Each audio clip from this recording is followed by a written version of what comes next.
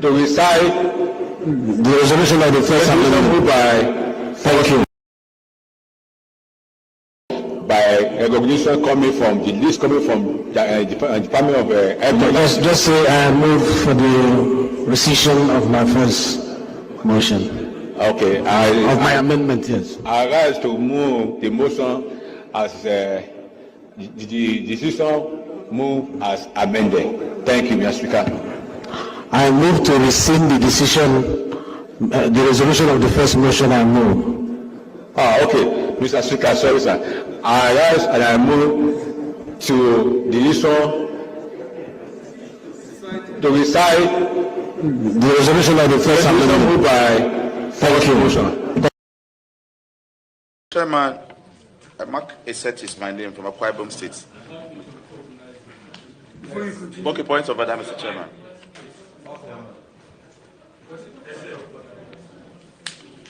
Am I recognized, Mr. Chairman? Thank you very much. I am from Akwa Ibom State. Mr. Chairman, I don't know if I'm the only person, but I doubt. What the IGP is reading is quite different from the document we have here. No, sir, we are all here for budget. It's very, very important that whatever they are presenting, all members will be acquainted with it. You can't give me a copy after this. It's not the same thing. The details are not here, like the zonal offices he has mentioned. They are not captured here.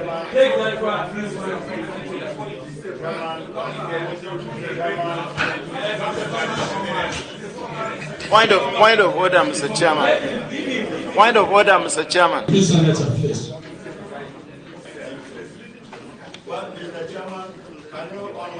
Make it easy. It is our decision within the leadership of this committee to allow IG to summarize his presentation. No, Chairman, we're not in a hurry. We are not in a hurry. We must do the right thing. We are not in the chamber. You are there to wait for the collective. You have it. It's not in this copy. What is written is a new copy was sent to you. Check and see it. If you just have a copy, ask for the copy. This is not a big deal. You ask for the copy. The copy is there available. Chairman, I'm still on the floor. Mr. Chairman. We need the opinion of all the members. Can we allow IG to proceed with what is reading? No, we don't have we don't have the copy. Then I will leave. I will leave the copy. What are we reading now? What do you want to do? We are acting in the head. Leave. Mr. Chairman. Mr. Chairman. Point of order, Mr. Chairman. Mr. Chairman. Mr. Chairman. Mr. Chairman. Mr. Chairman. Mr. Chairman. Thank you. Deputy Chief Whip. Deputy Chief Whip. Deputy Chief Whip. Deputy Chief Whip. Mr. Chairman. Point of order, please. Mr. Chairman, distinguished colleagues. We are here to serve Nigerians. And Nigerians should see us as a very serious institution. We are not against the presentation of the IGP, but I, as a senator of the Federal Republic of Nigeria, should have what the IGP is reading. Yes. Exactly. Please let me finish. I represent the section of this country. What the IGP is reading is different from what I have. And I'm going to ask questions. Let me finish. Before you finish, I'm the chair, please.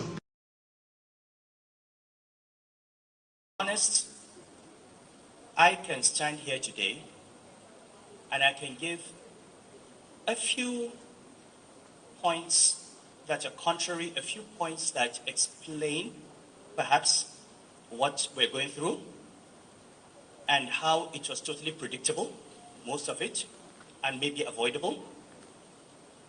But I'm not going to do that. I've chosen not to speak about the economy and the reforms or to even explain anything because if I explain, it would help this government, and I don't want to help the government. I don't want to help this government. You know, they're my friends. If they don't behave like friends, I don't behave like a friend. So I watch them being stewed, and they don't even have people with credibility who can come and explain what they're doing. But I'm not going to help. I started out helping, but I'm not going to help. I'm not going to discuss it. Let them come and explain to Nigerians why the policies that are being pursued are being pursued. And meanwhile, I'm watching a very nice movie with popcorn in my hands. I'm watching them stew. But I will say one thing. What we are going through today is at least in part, not totally, at least in part, a necessary consequence of decades of irresponsible economic management. Was largely distorted. If you wanted to manufacture something and you set up a factory, you need to do a lot of hard work and pray to God and face a lot of risk, and there's no guarantee you even break even. But if you are very close to someone in government, maybe CBN, you don't need to put money down. They just need to allocate $1 million to you. You don't need to pay. We allocate to you on credit. You pay by the following day or evening. Take $1 million at $460. Sell it at $750. Easily, you have made close to 300 million naira without lifting a finger. The guy that is building factory is still trying to finalize documentation for C of O for the land. You've cleaned out with 300 million. So why should you stress yourself? You then direct all your energy towards building those connections so you can make the easy money. But for every 1 naira that is made like that, it is the blood of the Nigeria economy that is being extracted. It is the seed that we should have been planted that was being eaten. We were suffocating the real sector. Many of the companies that exited, it was the closing chapter for them. It was a build-up of so many things. Anyway, I think enough said. That is what was. Now, what is? How about now? I'll be dishonest if I stand here and I say to you that it's all fine now. Of course, you won't even believe that because you're smart people. So we're not there yet. But you know what? They say it is always darkest before dawn. I personally believe, and this is based on data, that the worst is behind us, and it can only get better going forward. Like my brother said,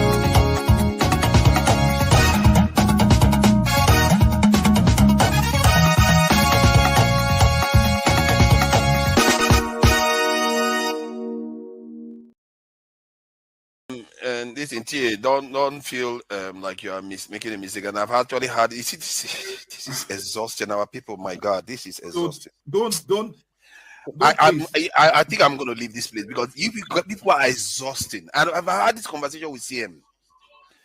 And he pretended as if he doesn't know the context you are talking from. This is scary. This is just scary. Our people, because people are so dishonest. You see videos, you know what? Sorry, forefather. You should come and take over. You are too dishonest. No, let me see. I am tired of you people. It's unbelievable. Show can come and take over. Show you can come and take over, please. Forefather. People are just full of dishonesty. Please. They will never tell you the truth. I don't know whether is it. What are you accusing me? You've seen whether it's deliberate or not. Calm down, please. Something is broken in our people. Oh, Father. Something is broken. Calm down. We've had long conversations. That's made this. They asked a question. A topic. I gave you instances. A long one. I gave you instances. What is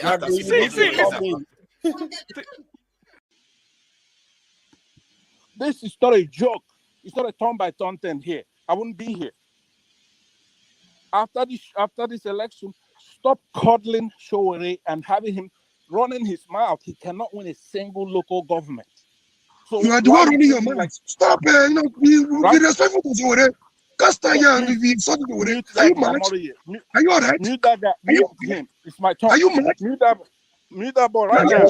Amore, hold on. Mute that son of a bitch. No. No. Pansa, no, you don't say. No, this is not good. You see, this what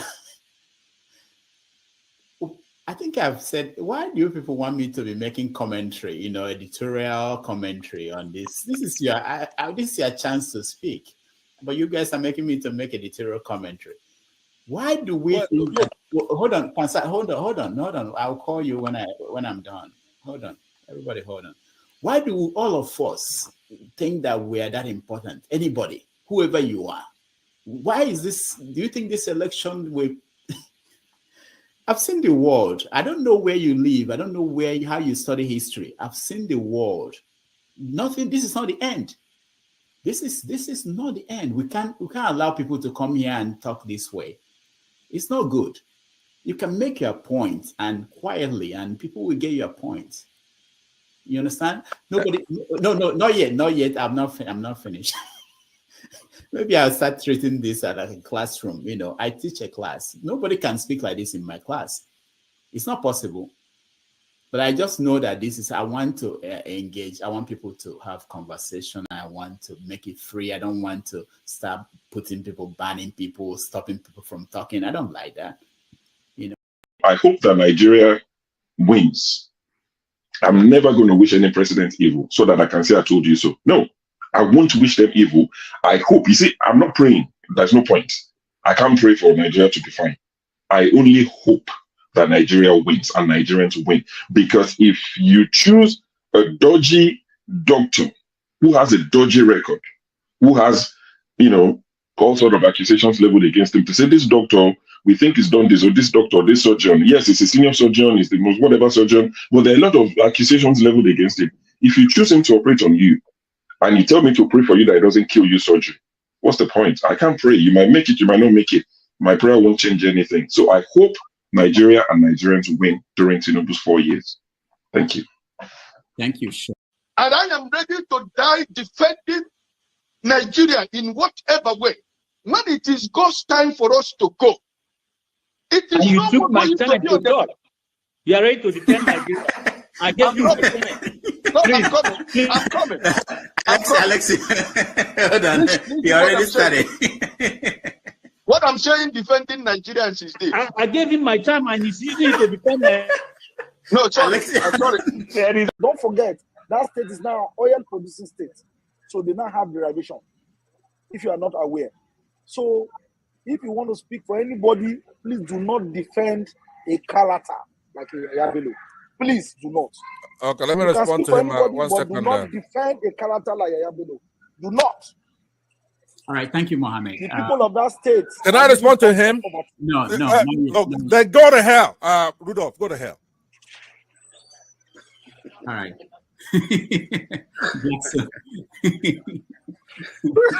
Rudolph, I've never seen this part of him before.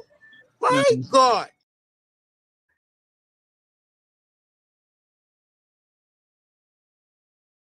Tinubu is a criminal, yes, of course, a categorical grade 1 criminal. The only person more criminal than Tinubu in Nigeria is probably Babangida. But he's a criminal, and is he fit for purpose? Absolutely not. Should Tinubu be the president of Nigeria? Categorical no. Is there a better option than him? That is subjective. So show me who he is.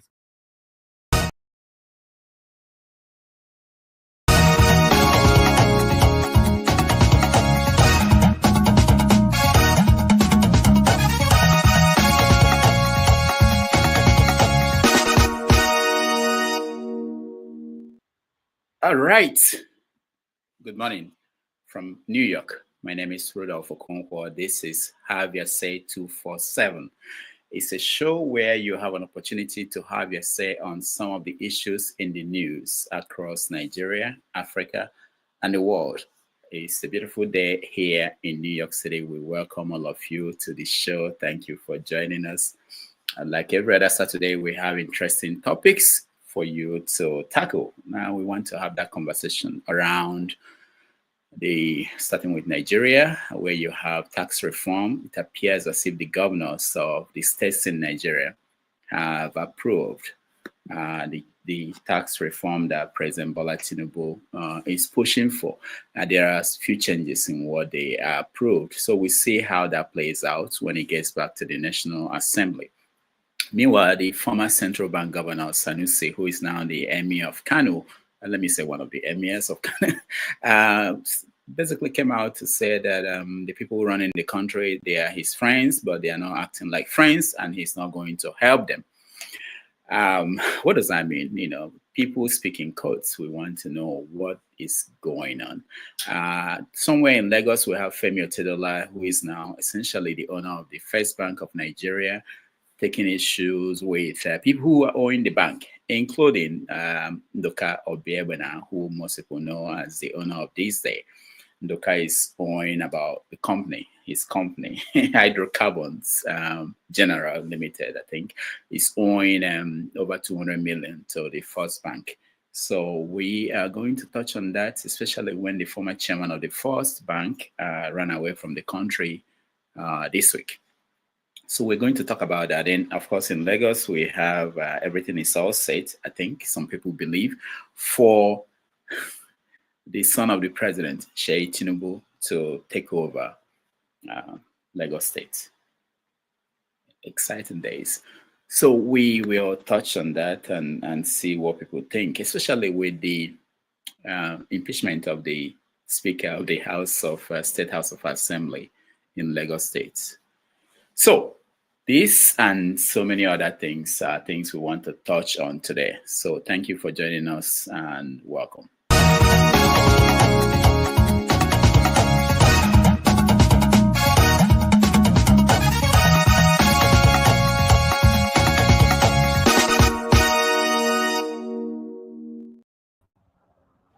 All right. Who do we have? Ovie. Ovie, you're dressed up. What happened? Are you receiving an award? Am I receiving an award? Which category there? Anyway, any award going on? Are you giving an award? Is that sure you give an award? Huh? No, we do it this year. We are going to have our own Hall of Fame and Hall of Shame and things like that. So I am preparing for Trump Award. You know. Oh yeah, the inauguration. Trump Yeah, I didn't mention that. Yeah, That's happening next week. Are you going to DC?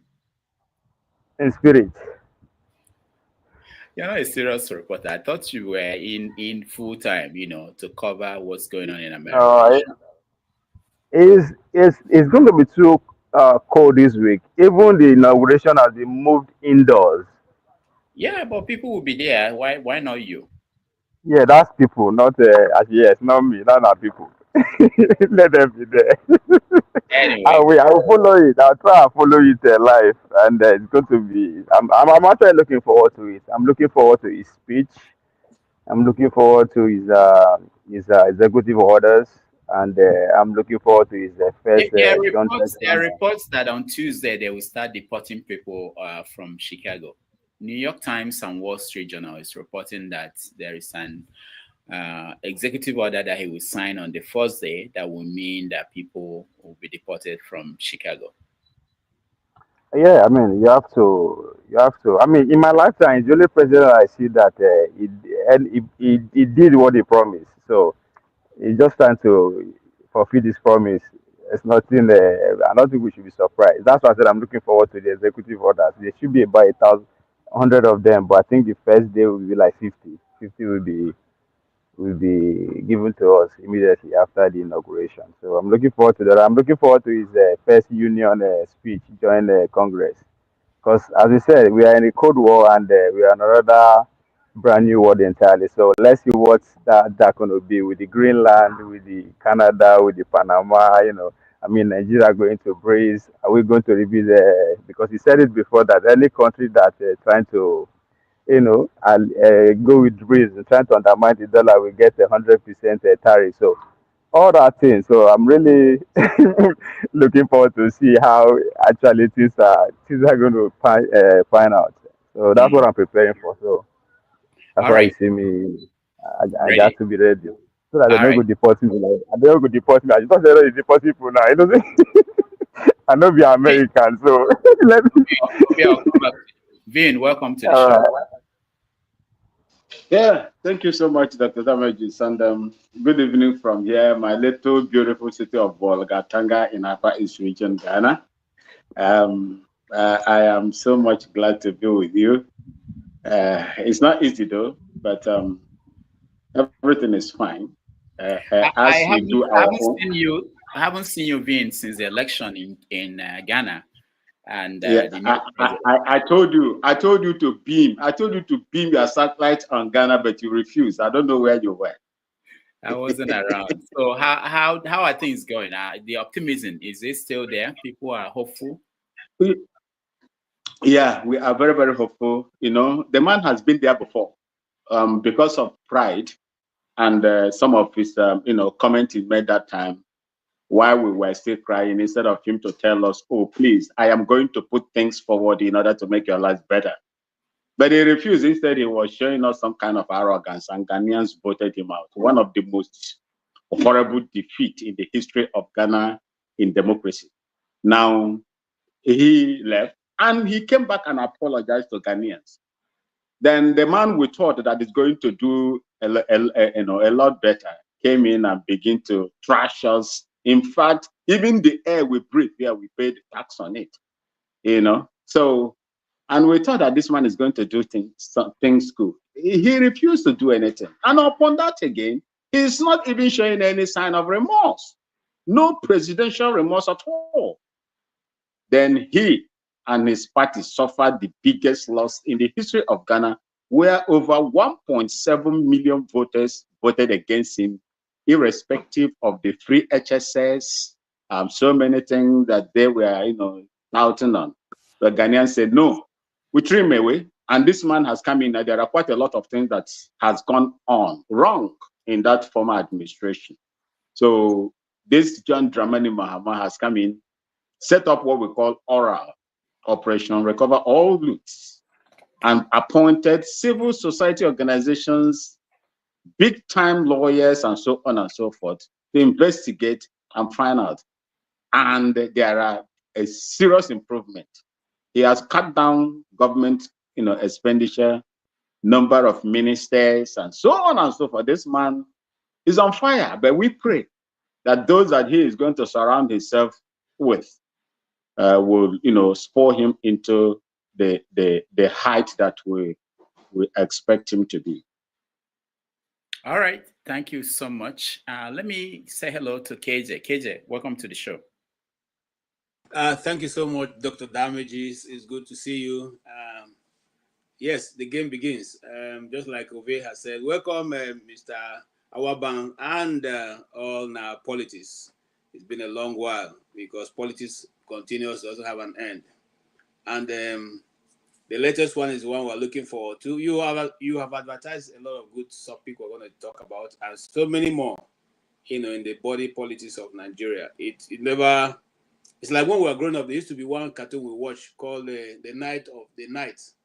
The King Arthur. King Arthur always have something he's always up to every time. And then when the comedy is about to end, he will tell you there's always something happening in Camelot. So it's his royal decree that you always join us.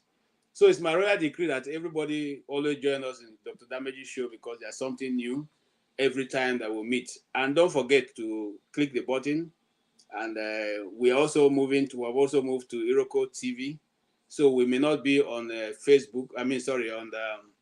On the YouTube. So if you check YouTube, you don't see us, come over to Facebook to Iroko TV and Iroko Root TV, and you see us, and we're there. We're soon going to be running 24 hours with people like all politics and all the rest of them participating in one way or another.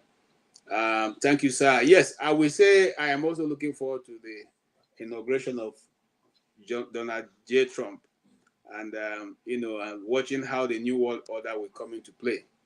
So it's going to be, a bumpy time for all of us in the next one month or so. So my advice to everybody is just keep your eyes on this channel. Dr. Damages will bring to you almost everything that's going to be happening blow to blow. And Well, Dr. Damage, just to tell you, I'm happy that CNN at last will be paying some dollars, some millions of naira for for defamation. So also is ABC television, who also will pay Donald Trump a lot of money for damages, defamation. So these things will teach some of them a lesson, and as we go in, they'll be a bit more careful in reporting things that are not right. Thank you, sir. All right, thank you, KJ. I saw Tony. Tony, welcome to the show. All right. Thank you. Greetings, everybody on the platform. Good to be here. Yeah, very interesting things happening over here. On Monday, we'll be witnessing the inauguration of Donald Trump. His second time here, second tenure. Expectations are high, especially for those who think that he will bring some changes in America. And then pity for those who are yet to regularize their stay here. Probably deportation will be awaiting them. And for those who think that the coming of Trump will be good news for Africa, well, for me, I don't have that optimism. I don't think that Africa factors high in his calculation, except that we have a remote brother in South. Tony, Tinker with whatever policies that. Am I breaking? Yes. Hello? Yeah, you are breaking. We can hear you Hello? very well. Okay. Did you hear me? So I will I'm sorry. you can reconnect. Tony, connect. Just reconnect again. Maybe it will be better. Okay. All right. So before we go on, let me point out we are going to just look at what stories in the news that probably I did not mention. I heard this morning that King Wasiu in the K1, the ultimate. For those who know, the musician lost his mom. Why we know that is because the president called him from wherever he is, Abu Dhabi, I believe. And we have a video of that call.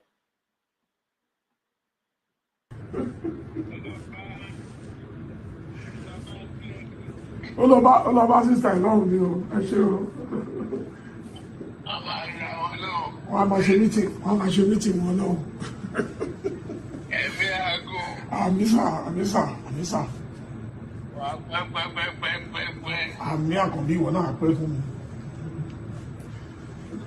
Thank you very much, sir. Thank you, sir. Àmì ìgbà tí wọ́n wà bẹ́ẹ̀ báwo ni a ṣe máa jẹ mí? Ìwọ president, bàbá mi president, ìyá máa jẹ mí ní Nàìjíríà ilé ìkọ́. Ìṣe Nàìjíríà tí wọ́n mú dání. No, ìyá mi jọmọ kú ọ̀run mẹ́kọ̀ọ́ níjọba aṣíwájú náà. Thank you very much, sir. Thank you, sir. Thank you, sir. God bless you. Thank you, sir. Thank you. Same trip back home, sir. All right. Also in the news is, of course, most of you have heard about one Timileyin Ajayi who killed a girlfriend in Abuja. So we are going to add that to some of the things to talk about. So let me go around and see if anybody has anything that is important. I did not mention. Yeah, go ahead. Go ahead, you didn't mention the budget presentation by the police department in Nigeria that was reading from a different script, where the one that was served to the commissioners and those that were vetting or inquiring, were having different script. So that also really struck my mind as well when I heard about it. Thank you. All right. So I played the video at the beginning. I think you are talking about this incident. Let's listen a little bit of what. Mr. Chairman, Mark Eset is my name from Akwa Ibom State. Okay, points of order, Mr. Chairman.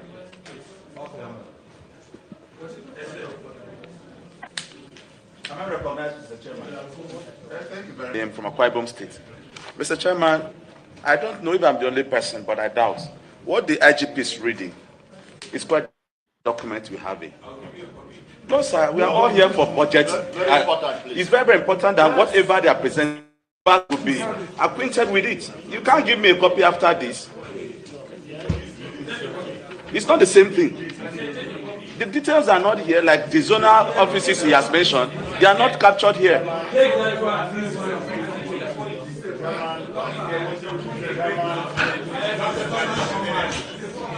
Point of order, Mr. Chairman. Point of order, Mr. Chairman. Please, Senator, please.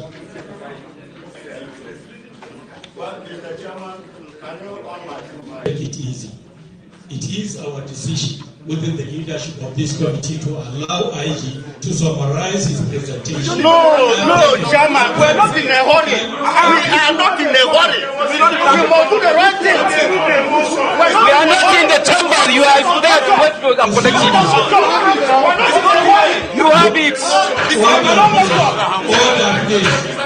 It's not in this copy. What is written is a new copy was sent to you. Check and see it. If you just have a copy, ask for the copy. This is not a big deal. You ask for the copy.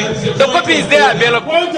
Chairman, I'm still on the floor. I'm still on the floor, Mr. Chairman. We need the opinion of all the members.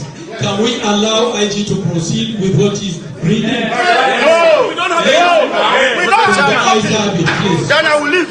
I will leave the copy. What are we reading now? What do you want to do? We are acting in the head. Mr. Chairman, Mr. Chairman, point of order, Mr. Chairman. Mr. Chairman, Mr. Chairman, Mr. Chairman, Mr. Chairman, Mr. Chairman. Thank you. Deputy Chief Whip. Deputy Chief Whip. Deputy Chief Whip. Deputy Chief Whip. Mr. Chairman. Point of order, please. Mr. Chairman, distinguished colleagues. We are here to serve Nigerians. And Nigerians should see us as a very serious institution. We are not against the presentation of the IGP. But I, as a senator of the Federal Republic of Nigeria, should have what the IGP is reading. Yes. Exactly. Please let me finish. I represent a section of this country. What the IGP is reading is different from what I have. And I'm going to ask questions. Let me finish. Before you finish, I'm the chair, please. This is embarrassing. But it's not the only thing, embarrassing about our country. Another thing in the news that somebody just reminded me is that Reno Mokri, they are looking for him in Nigeria by the inspector. Is it the EFCC or inspector? I don't know, the police, whoever. The police they have an order to arrest him because of something to do with the Pastor Paul Enenche. And the people, there's something going on. So anybody who knows details of that incident, I haven't paid attention to that. But Reno is in the news for that, something about defamation allegation. All right. So, Tone, can you hear me? Yeah, I think I can hear you. Okay, good. So, any story in the news that you were interested in that you want us to consider talking about? Yeah, well, yes, both in Nigeria and over here where I am, like I said, we are waiting for Donald Trump's swearing in, and all the hype about what he's going to do and so on, how he's going to make America great. There's a second chance for him. Well, we're waiting to see, and then how his rule is going to impact Africa, and particularly Nigeria, the same place he called the shithole. So we're going to see if Africa will factor in any way in the government's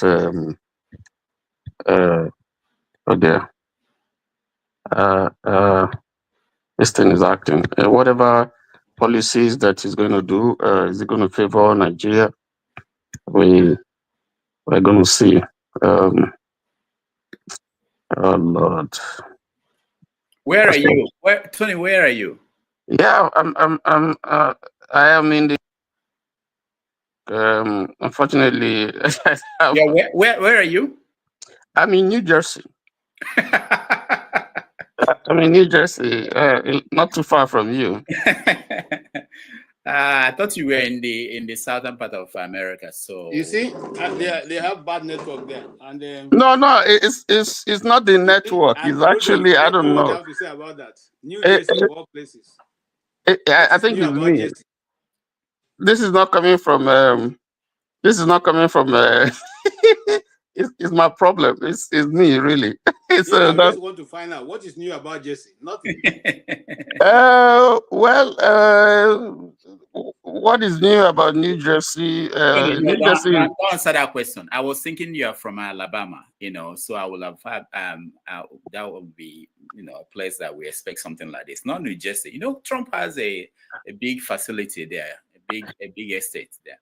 So yes, you are disappointing Trump. So this is yes, he does. But I think over here we are somewhat be nice to him, not like your New York, so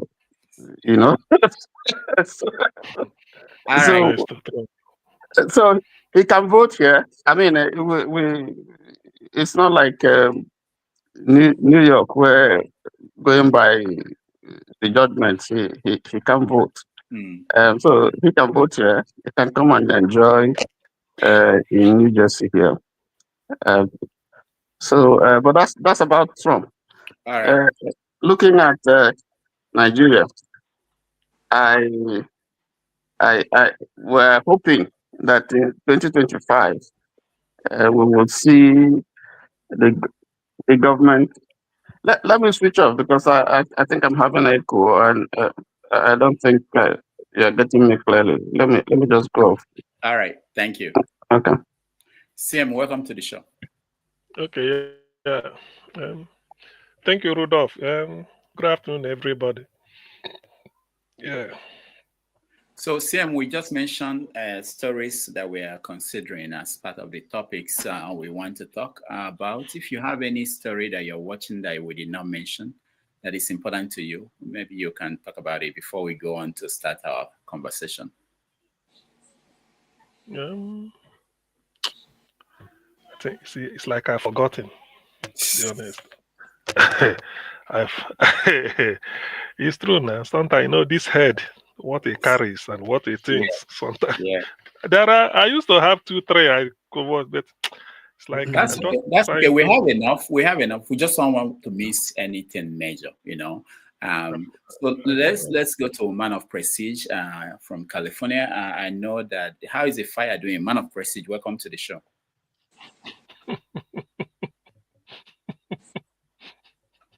Go ahead, Man of Prestige. California fire. Greeting everybody. The fire is subsiding just a little bit, but from what I gather, it's not close to me. It's almost about 140 miles, if not more than that, from where I am. But I have people that live over there, so it's subsiding right now. But a lot of damage has been done. It's probably the worst fire, in California history that I can recollect. So it was a lot of damages. Over 12,000 people has lost their home. I mean, the property damage, I can't even account for it. So it's human life, and people who have died. It's just kind of speculation right now. They don't really have a particular account. One of them says 10, one of them says 18 or something like that, So that's probably the most important thing. But what is so bad about it is, because before this fire, most of the insurance has cut people's insurance already, before the fire started. But right now, they have decided to renew their, renew their contract for the insurance, which is a good news. So I don't know if that has to do with the government negotiation with them. So most of the people, that lose their home, they're going to get insurance. So that's what I have to say in that. But anyway, greeting everybody. I think I heard we are all tabling what we are missing, right? Yes. I don't know if you have not talking about what I consider to be the most important thing in my own opinion. In the hospitality business, with this guy, the landmark guy, what he has done, what he's going to do in Anambra State. He already signed a contract for 35 years, for Nike, for the Nike Resort. And the landmark Enugu, that's Enugu State. Enugu, I'm sorry. Yeah, the landmark that, the land that he has there is more than what they have in Lagos. It's about 10 times according to what he said. He did an interview with Afia TV, yesterday. Yeah, I believe yesterday, I'm even surprised, the guy, he doesn't seem like, the money that he lost bothered him a lot, but, he's a businessman. And Dr. Damage, if you've really been to Lagos, you know what's going on, because those waterway, that was, because if you don't have the water, you're not going to have the beach, if you don't have the front. What is the purpose of having, having the business there? Look at the business that was established. I don't know if you have been, if you have been there, going to Ikoyi Aziz and everything. It has a lot of building, a lot of building that he built, a lot of other restaurants, business, some other. It's a very long way. Those buildings are still standing, but right now it's useless. So to make the story short, the guy said he has not been compensated, not even a penny. Forget about what all these Uronu Lagos people are saying. That guy has not been compensated, not even a penny, for what he did. But with God's grace, things going to be better for him, because I think the Rivers State government, he's in contact with Rivers State government. They have already contracted with him to come and develop part of Rivers State, and something like that. I don't know about the Ebonyi State, but the one of Rivers State and the Enugu State is quite certain right now. So it's a good development for the Eastern Nigeria. And people like me that believe in, the hospitality business. So, I might extend my this in Enugu. It's not that I'm going to, because the hospitality business, where it has dwindled, it's not as it used to be. At least 50% profit, has been degenerated since we have this making baby governor. We have, making babies all over the place. That's all purpose that the mind is known. Look at the little kids that he has. A man of 66 years old marrying a 35 years old woman. I don't have any issue with that, but he's still making a baby. How can you be 66? You have a 10 years or 7 years old kids, you're supposed to be a grandpa at this age. The man is an absolute nonsense to that part of, Eastern Nigeria, but we're all together. So hopefully, this guy, will help this, the eastern part of, Nigeria. All right, thank you. Just to point out that the landmark guy who had issue will be with the federal government, not with the Lagos people. It's not Lagos state government, so it's federal government. All right, Kenneth, welcome to the show. Yeah, thank you. Thank you, Dr. Damages. Good evening, everyone. Happy afternoon.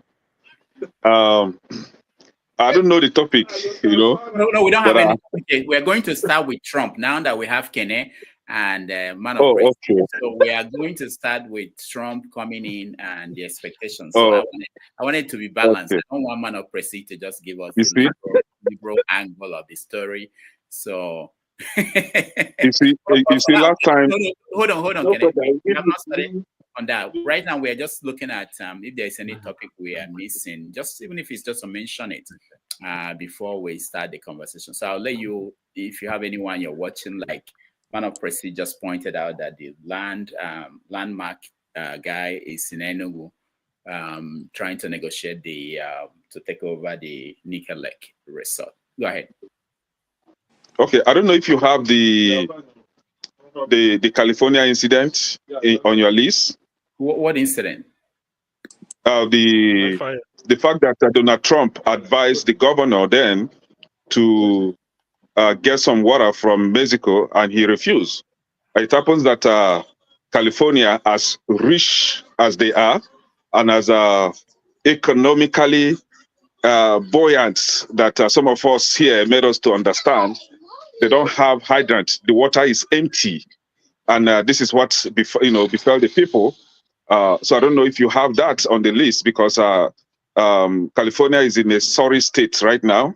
it happens that California has no governor, they have no leadership, they have no mayors. They are all packed of criminals that needs to be, the people need to really think. And I thank God during this last election that about, I think, 13 counties rejected, 13 more counties, rejected Democrats and voted for Republicans, which is Donald Trump. So it is time for the other counties to begin to, question some things. I don't know the county that Mazi Prince and my brother, Man of Prestige, is, but you guys need to educate your people. It's time they embrace Republican Party, which is where the light is. So right. I don't know if you have that on your list, because these people need help right now. Thank you.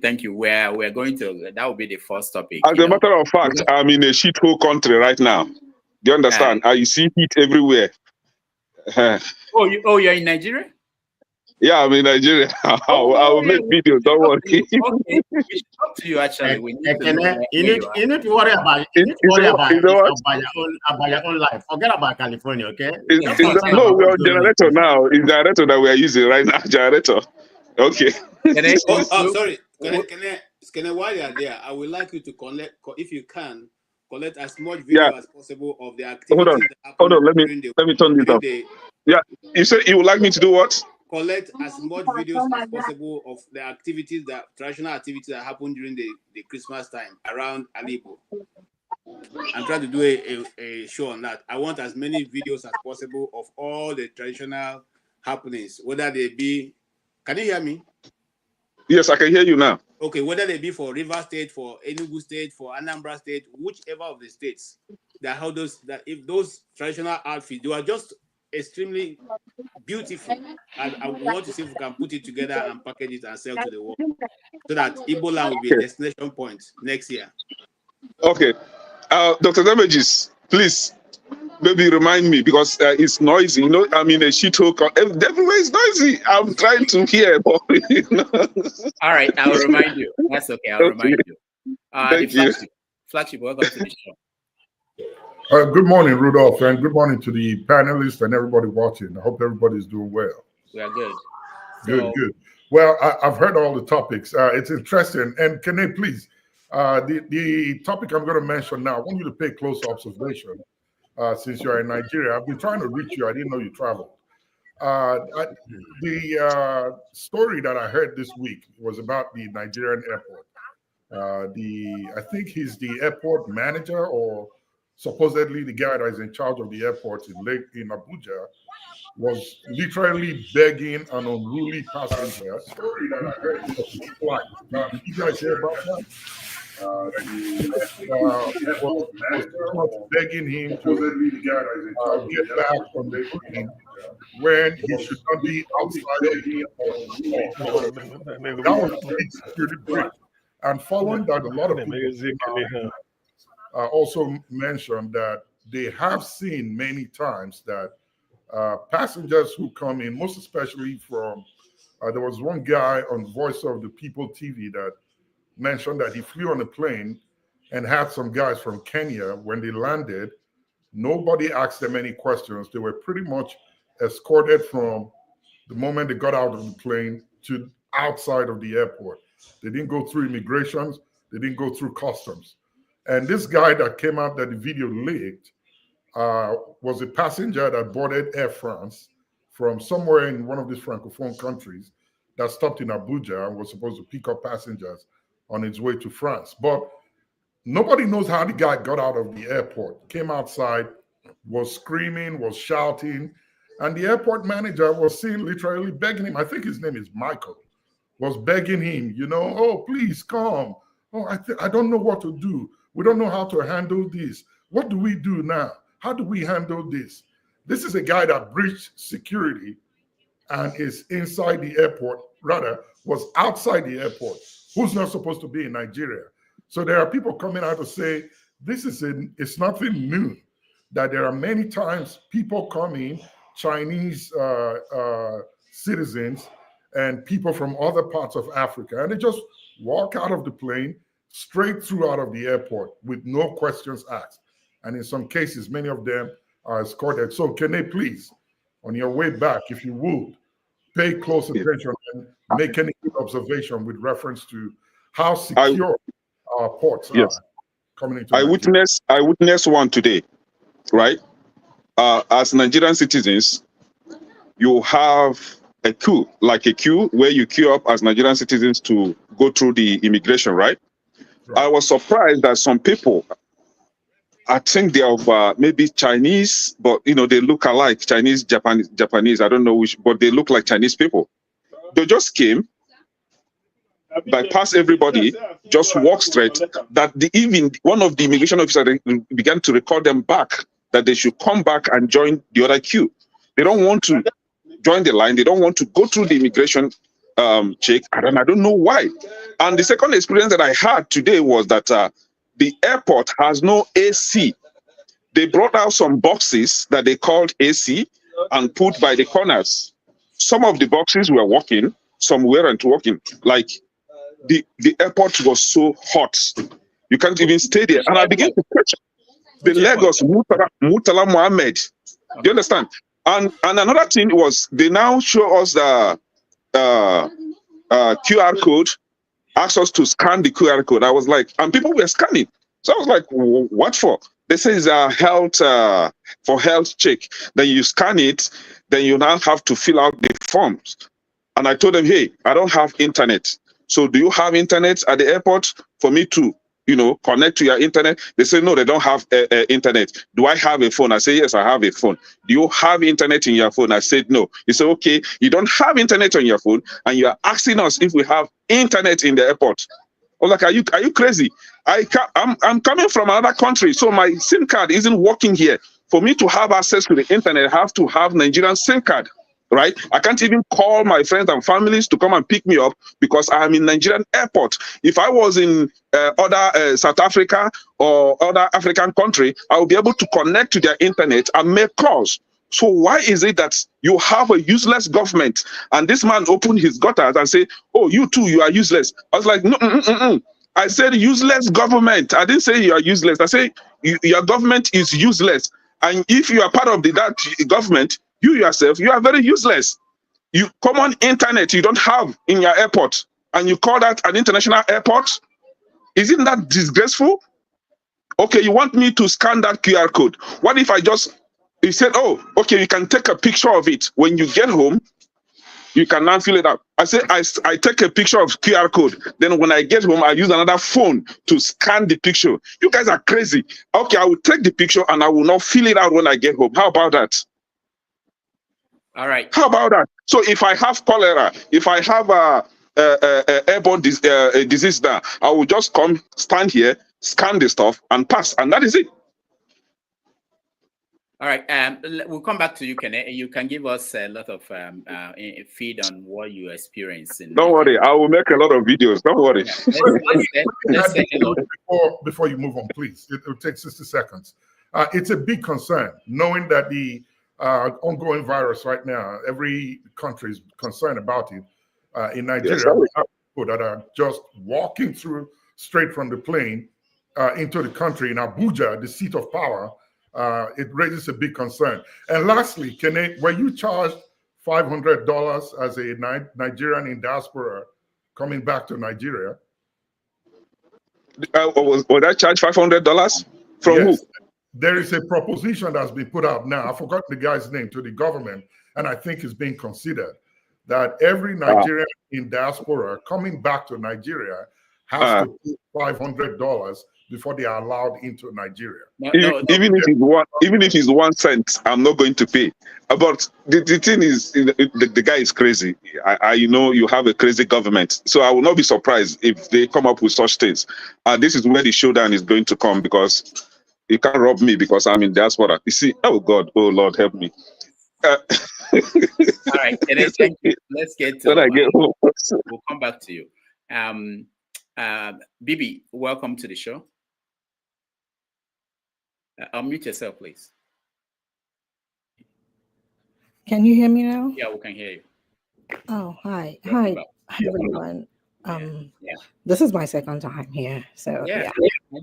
I saw you last week. Yes. Yes, quick one. Dr. Damages, I think I have a proposition, and I'll say this: when we come on this kind of platform, is there a way that when people make outlandish claims, is there a way that we can have like a fact check right there on the screen? Because it's important. We are on this platform to learn. You are giving information. And when you are giving wrong information to people, that is very dangerous because the world is actually battling disinformation and misinformation right now.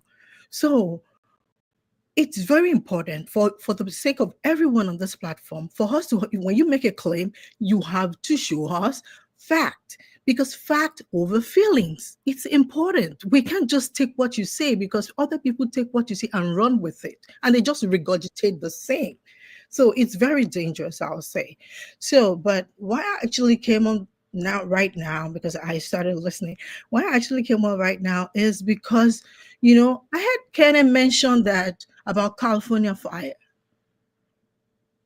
I think I would say that when people make that kind of claim, when other people are going through pain and there's natural disaster, you can't just say, oh, they have to come to Republican and they have to, just making that silly statement. I feel that is so wrong. You can't say that. Excuse me, let me talk, please. Let me talk. Do you know what fire hydrant is? Oh, well, No. Don't interrupt me. That's disrespectful. Please don't. All right. So I'll say that people are going through pain and all this natural disaster is going on, and you are talking about Trump said this, when most of the things Trump said are they're factually wrong. They're wrong. It's just paying politics with people's lives and livelihood. So I will say this: there's factcheck.org. You can go there and see what is happening. So when you come on here and give people wrong, you can go to factcheck.org. You can fact check everything that is happening in time. So when you say there's no water in the hydrant, California has never gone through this disaster, this kind of wildfire disaster before at this magnitude. So when you are pumping, it's like when you are doing something at the same time, at the higher pressure, you want it to come out the same time. I don't know how exactly to explain for people to understand, but I will employers like we should read, do your research. Don't regurgitate what other people are saying. They are trying to get water out from the hydrant, but the water in the hydrant, they are stored in a tank. So when you are they're trying to get the water out at the same time at the higher pressure, it's going to be slow. So when you I just want to say that you can fact Dr. Damages. You don't need to like crackle or do whatever silly things that you have to do. But I'll say that let us just go on factcheck.org and see what is happening. Every claim is there. Every claim that every person make, if it's a Democratic Party, Republican Party, it's right there for you to see. When it comes to natural, you can go to FEMA and see what is going on and check. Don't regurgitate anything about Republican. They should come to Republican and come to Democrat. I just feel like that is wrong. And I say, please, Dr. Damages, I feel like for the purpose of learning, please let us fact check people in real life. It is very, very important for this conversation. All right, thank you, Bibi. We are thinking about that. We don't have the resources, and we also have the same problem that the TV networks have in America, dealing with some politicians when they talk. But what we hope will help, and it happens here naturally, which is that when people speak, and we have confidence that people on the platform who are panelists, I'm getting feed. Man of Presi, can you mute yourself? It's coming from you. People on the platform will be able to correct anything that is wrong. We are putting together people that. No, hold on. Can I hold on? No, not yet. So we hope that we will get to that, and that it will help us to make. We agree with you that it's important that whatever we put out here is factual. But again, there's a way to slow down the conversation that we are not going to move forward but we are thinking of a way around it. Thank you. So let me go to Omorie, and then we begin the conversation because we have not started. I think we are going to start with Trump, what it will mean, what will happen, how America is going to change next week. But let me hear, Omorie, welcome to the show. Yeah, thank you, Doctor, for having me. My greetings to other panelists and our viewers across the globe. Before I continue, I want to crave our indulgence to subscribe and like the show so that our voices can go further. I want to use the opportunity to advise the likes of Kene. When they come on platforms to tell us about Donald Trump, sometimes we wonder if it's the same Donald Trump we had for 4 years, the miserable Donald Trump we had for 4 years they're talking about, or this is a different Donald Trump. You know, I'm taken aback. Campaigns are over. People are passing through pains. People are losing their property. People are losing their lives. You know, because somebody is coming here telling us on how people should join a Democrat or Republican. I mean, we should get serious sometimes when we come on national platform like this to talk to people. You know, you're talking about if we have other things we have to discuss, please, I will crave your indulgence, Dr. Damages, to also take your flashlight on my beloved state, Edo State, where there is a total breakdown of law and order. When the likes of AY come here to say they didn't like the governor that was there, they just wanted a change, I want to ask them, also join me to ask them if the change they needed was a positive one or a negative one. You know, they don't care the change they talked about, they just wanted a change. There's a total breakdown of law and order. There's confusion, there's anarchy in my beloved state of Edo. Thank you very much and God bless you. All right, thank you so much, Moria. You know, I was part of a show before this one, and we talked about Edo State.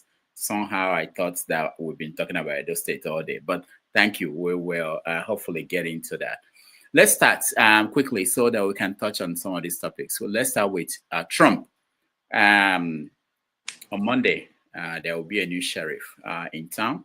In the news we had today, all the newspapers are reporting that there will be mass deportation that will start on Tuesday, and they are announcing that it will start in Chicago. I wonder what the purpose of telling people so that they will move to Alabama or what. Anyway, but it's starting on Tuesday in Chicago. So let's see. What are your expectations of a second term Trump's back into the White House? What are your expectations? What are you looking forward to? Let me start with you, man of prestige. You're in California. You guys didn't vote for Trump. I understand. Well, sorry, let me ask you, are we having time? Are you going to time also at? Yeah. Oh, yeah, that's true. Thank you very, very much for mentioning that. Let's give everyone 3 minutes. So 3 minutes. Man of prestige. You're muted. Or you can't even hear me. All right, let's start with KJ. Oh, okay. You want me to start? Yeah, go ahead. Okay. Thank you very much. Hold on. Let me cut off this. Okay. We are eagerly awaiting Trump assumption of office next week, I think on Monday. Like you properly stated, it will begin by his promise, the mass deportation, which start on Tuesday, according to what I had. So I don't know how it's going to be carrying out, you know, whether it's going to be, you know, rounding all these illegal people and something like that, deporting them forever, country they come from. But again, you have an issue when it comes to Trump, but you, my brother, that will notwithstanding. So I hope Trump coming administration better for your life, okay? And your life will be better. All those olive oil you was buying for $50. Hopefully now you will buy it for $5, okay? And your life, and the KJ, yeah, I know you're a Trumpy too. So I hope all your life is better. Things have changed, but in my own opinion, nothing is going to change. That's what I said. You know, gas is still going to be the same. Gas has increased in recent days, so nothing is going to change. That's how you know that to a certain extent, the president doesn't control the economy. I mean, some of his, some of the things that he may do may affect him, you know, to a minimum level. But having said that, I don't think that much going to change economic-wise. It's going to be the same trajectory we are heading. I mean, you know, in terms of stock market and some of the economy is going to, you know, it's still going to be the same. Now there's a ceasefire or whatever between Israel and the Hamas, so I don't think that's going to help. Hopefully, it's going to help. We just want a better night, you know, a better US. That's what we want. I know it's going to be mass deportation. He promised that, and that's going to happen. And it's going to be a lot of people that, you know, particularly in the federal area, that's going to lose their job. I know he's going to go after them. You know what Trump is. Trump bear grudge. You know, I mean, this is the reason why I hate him. You know, like I said, as a Democrat, I rather prefer Democrat to be there, but that notwithstanding, I would like to have people like other Republican like Bush or something like that than Trump. Is the personality. I mean, you all are after what you're gonna get from a human being. Forget about human being personality. I mean, would you like to hang around Trump or take be around your kids the way Trump behave? But it's all good. This is what America want, and I voted for him. I mean, I didn't vote for him, to be precise, but America overall voted for him. That's what we have. Hopefully, it's for better. It's for the betterment of the country. So we just gonna stay and see what's gonna happen. But it's gonna be a lot of changes. So I hope it's for better. Thank you. All right, thank you so much, man of prestige. So when I come to you, you can decide to look at it as an African and what it would mean for Africa. You can also look at it as an individual, what you think it means for you, and things that are already changing in the country as a result of Trump coming into power. For instance, we know that Facebook abandoned their fact-checking because they don't want to make Trump angry. We know that different organizations and agencies are dropping inclusiveness and diversity and things like that. So you can look at it from that point. You can also look at it from what is happening in the U.S. Senate, where the appointees, ministers who will serve under Trump are being questioned, and what lessons Africa can learn from that or Nigeria can learn from that. Okay, KJ, your turn. All right, thank you so much, Dr. Rudolph, and for putting clarity to us so that we all can take our approach. I will come from this point. First of all, I'm going to talk about it because people come and they bash Trump. I am a journalist. I try to be balanced. I have my biases. I cannot say I don't have it, but I try to look at news from both sides. And I would recommend also that you also try to look at the news from both sides. There's a platform called the Ground News. The Ground News takes news from both the Republicans and Democrats, and they try to balance it up. You will see the biases. They have a meter for biases. You can actually measure the biases of what, they try to measure the biases of each report that is on it. So there are places you can go to get clear information and unbiased. They will measure for you what bias and the level of bias in every news that is published in America is out there. So, but now, as a human being, as a father, are you telling me, and for all good conscience for each one of us here, that a man who has more than 10 children or about 7 children, and all of them are doing very well brought up, none of them is suffering from drug, and one who has 2 children or 3 or 4, and one of them is doing very well in the terms of dealing all the history that he has and become world renowned, that the one whose children are doing very well is worse than the one whose children is not doing well. Are you guys telling me? Is that what they're telling me? I don't understand how you guys are reasoning this in. One person child, one is not able to manage himself. The other one is their children. The other one, his children are manage themselves properly, and he's the one who seemed to be the worst person. Wow. Anyway, let me come back to what it means to Africa. That's what my interest. Now, coming to the Trump presidency for me as an African, and if our leaders are people of their onion, it should be better, because when it comes to table to discuss, you know that it's coming with one agenda, America first. Why don't you also come from the same agenda, coming from your country, Nigeria first? So we meet at the middle. What is good for the geese is good for the gander. So if he's demanding for good for America, you also demand for good for Nigeria, so that at the end of the day, we meet at the middle. So at the end of that drafting, whatever you are getting is the best deal you can get for your own country. Why he also gets, because that's where the world is going. He's coming with that. Like someone mentioned about the Greenland and all that. He's going to Greenland because he sees something there for America. He wants to go there and negotiate. Yeah, he sees something good for America. He's not negotiating for himself. He could go there and do his business if he wanted. Okay, but he's looking at the future of where the world is going. And that's why I'm looking at it also. We are entering an era where nobody... All right, I give up. No, you can. It's his first bell is for you to round up.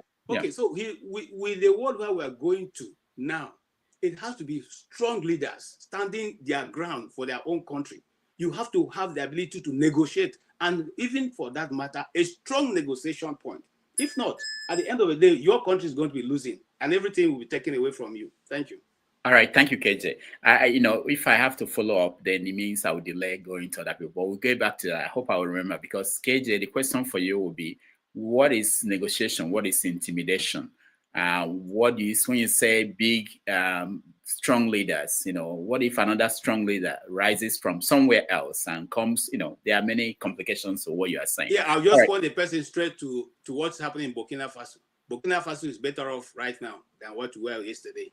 And you can stand your ground based on your number. Okay. All right. Awambon. I hope I'm pronouncing it well. Vince, you're next. Can you hear me? Vince?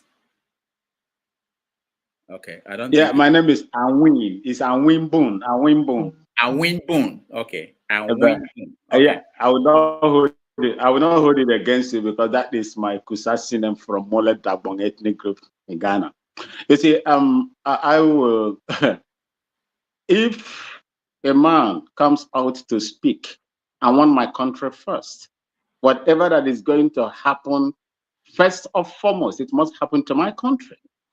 America first. I'm a proponent of Trump. Not that he fits me. Not that his foreign policies will affect me. There are so many American foreign policies that affected the whole world. It was because of American policies that we entered into war, the Gulf War, that saw so many lives taken. Trump wasn't there. He came and returned some of them. The millions of American people that voted for him did not vote for him simply because of how you and I feel. No, they voted for him because he's a man that they feel that is capable of running the affairs of the United States.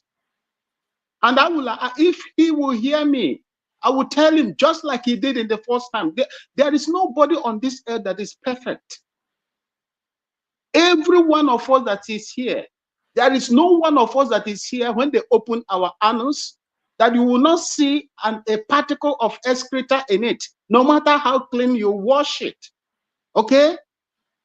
Even if there is no particle there, dip your hand there and bring it out and smell it. It smells. It don't do.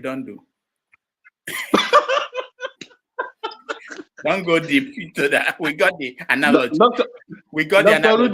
Rudolph, I was trained by a typical Ngwa woman and Ngwa people. So I know a little about all these things. That is how it is.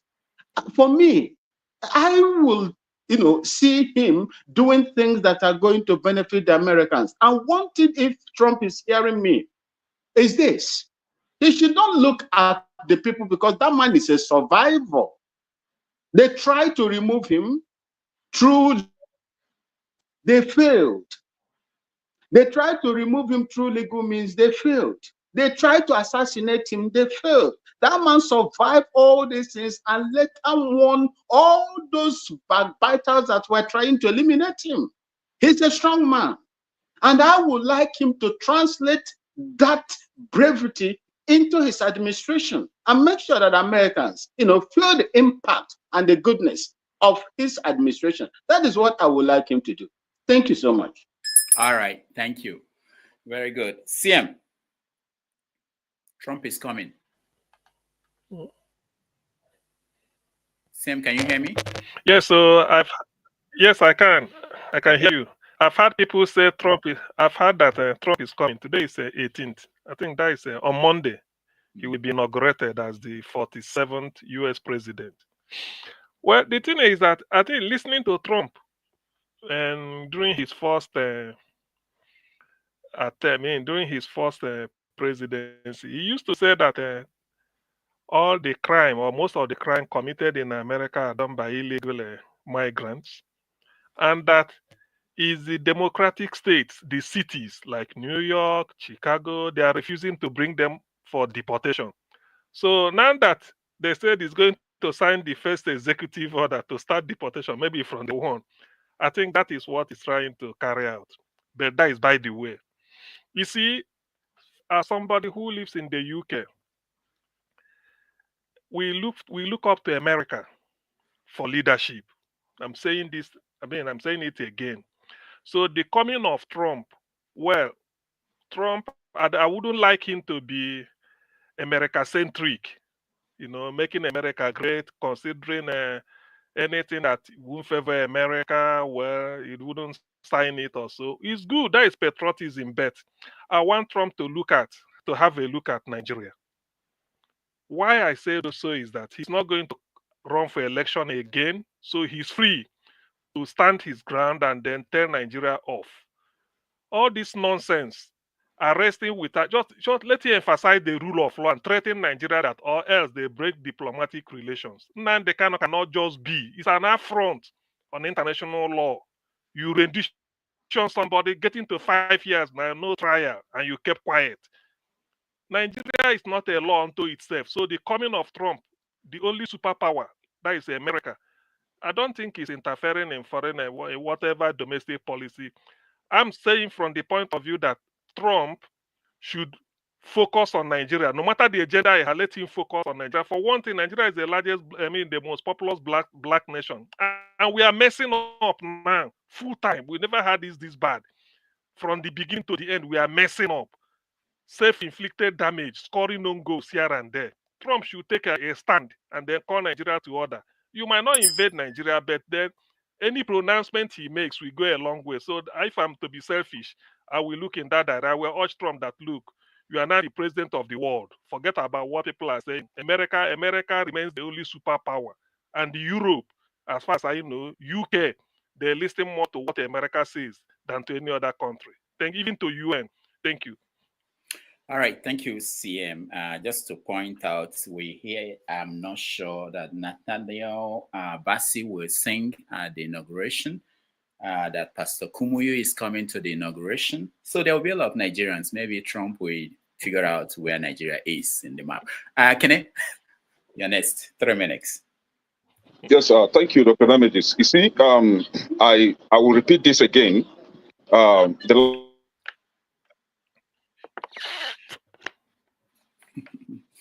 This has never happened. Kene's connection went dead.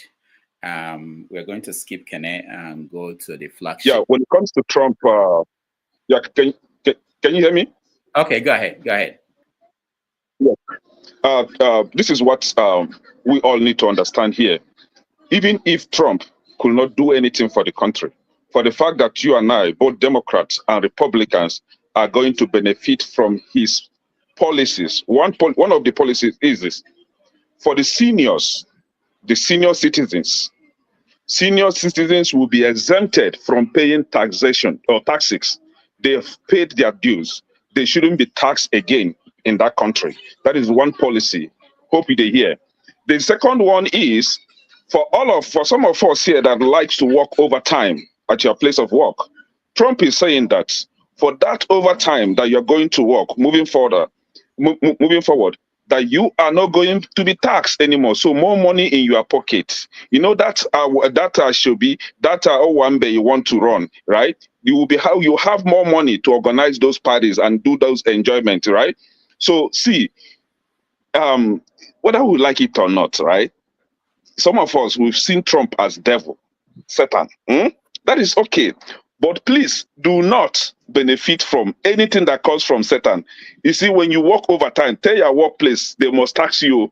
If you have a senior parent, tell them, by parents, you must continue to pay tax. So since it's coming from Trump, you detest that Trump that bad. That is the little I can say about Trump. I will go and fact check myself on this one again. Coming to California's fire incident. See, things happened, right? Nobody's happy with what happened in California. I have friends there. I share their pains. I was on phone with some of them, calling to know how, checking on them. We have one of our panelists here. What's his name? Pansat, right? We all were concerned over what happened. Nobody's mocking or nobody's jubilating over what happened to them. This last time in my state, something like that happened, but not fire, water, right? So nobody's happy. But the fact is this, please, I will want to fact check myself again. The LA Fire Department, the current budget was cut down by $17.6 million. The budget was cut down by $17.6 million. Please fact check me on this. the mayor of California has been accused. In short, matter of fact, there is a movement right now to sue her for her inability or for her involvement in cutting down that LA fire budget. So fact check me on this. Then to confirm this false regurgitating, I don't know how they put it, claims, right? The LA fire chief, Karen Crowley or Crowdy, I don't know how to pronounce his name, also confirmed to CNN, your regular TV show, that cut in fire budget severely limit the fire department from curtailing that fire incident. Now, who is lying? See, whether you like it or not, the water hydrant has no water. Some of them no water at all, and that was why they could not, contain the incident. See, California is in a big shit, and that is why somebody like me, I will not stop by telling our people to embrace a party that want them to be living as human beings, which is Republicans. Whether you like it or not, they should embrace a party that has human sympathy. Can I thank you? Thank you so much. Let's go to the flagship. Thank you, Rudolph.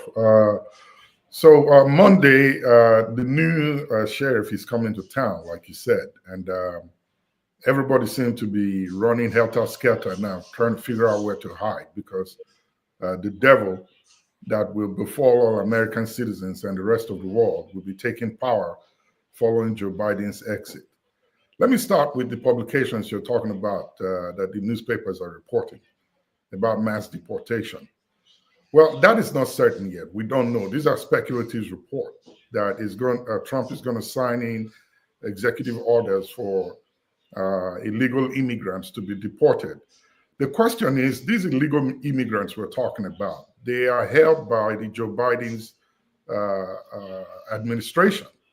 It's not like Trump is just going to, if he signs an executive order to say deport illegal immigrants, they'll start knocking from door to door like the British border force folks do, looking for illegal immigrants to deport them.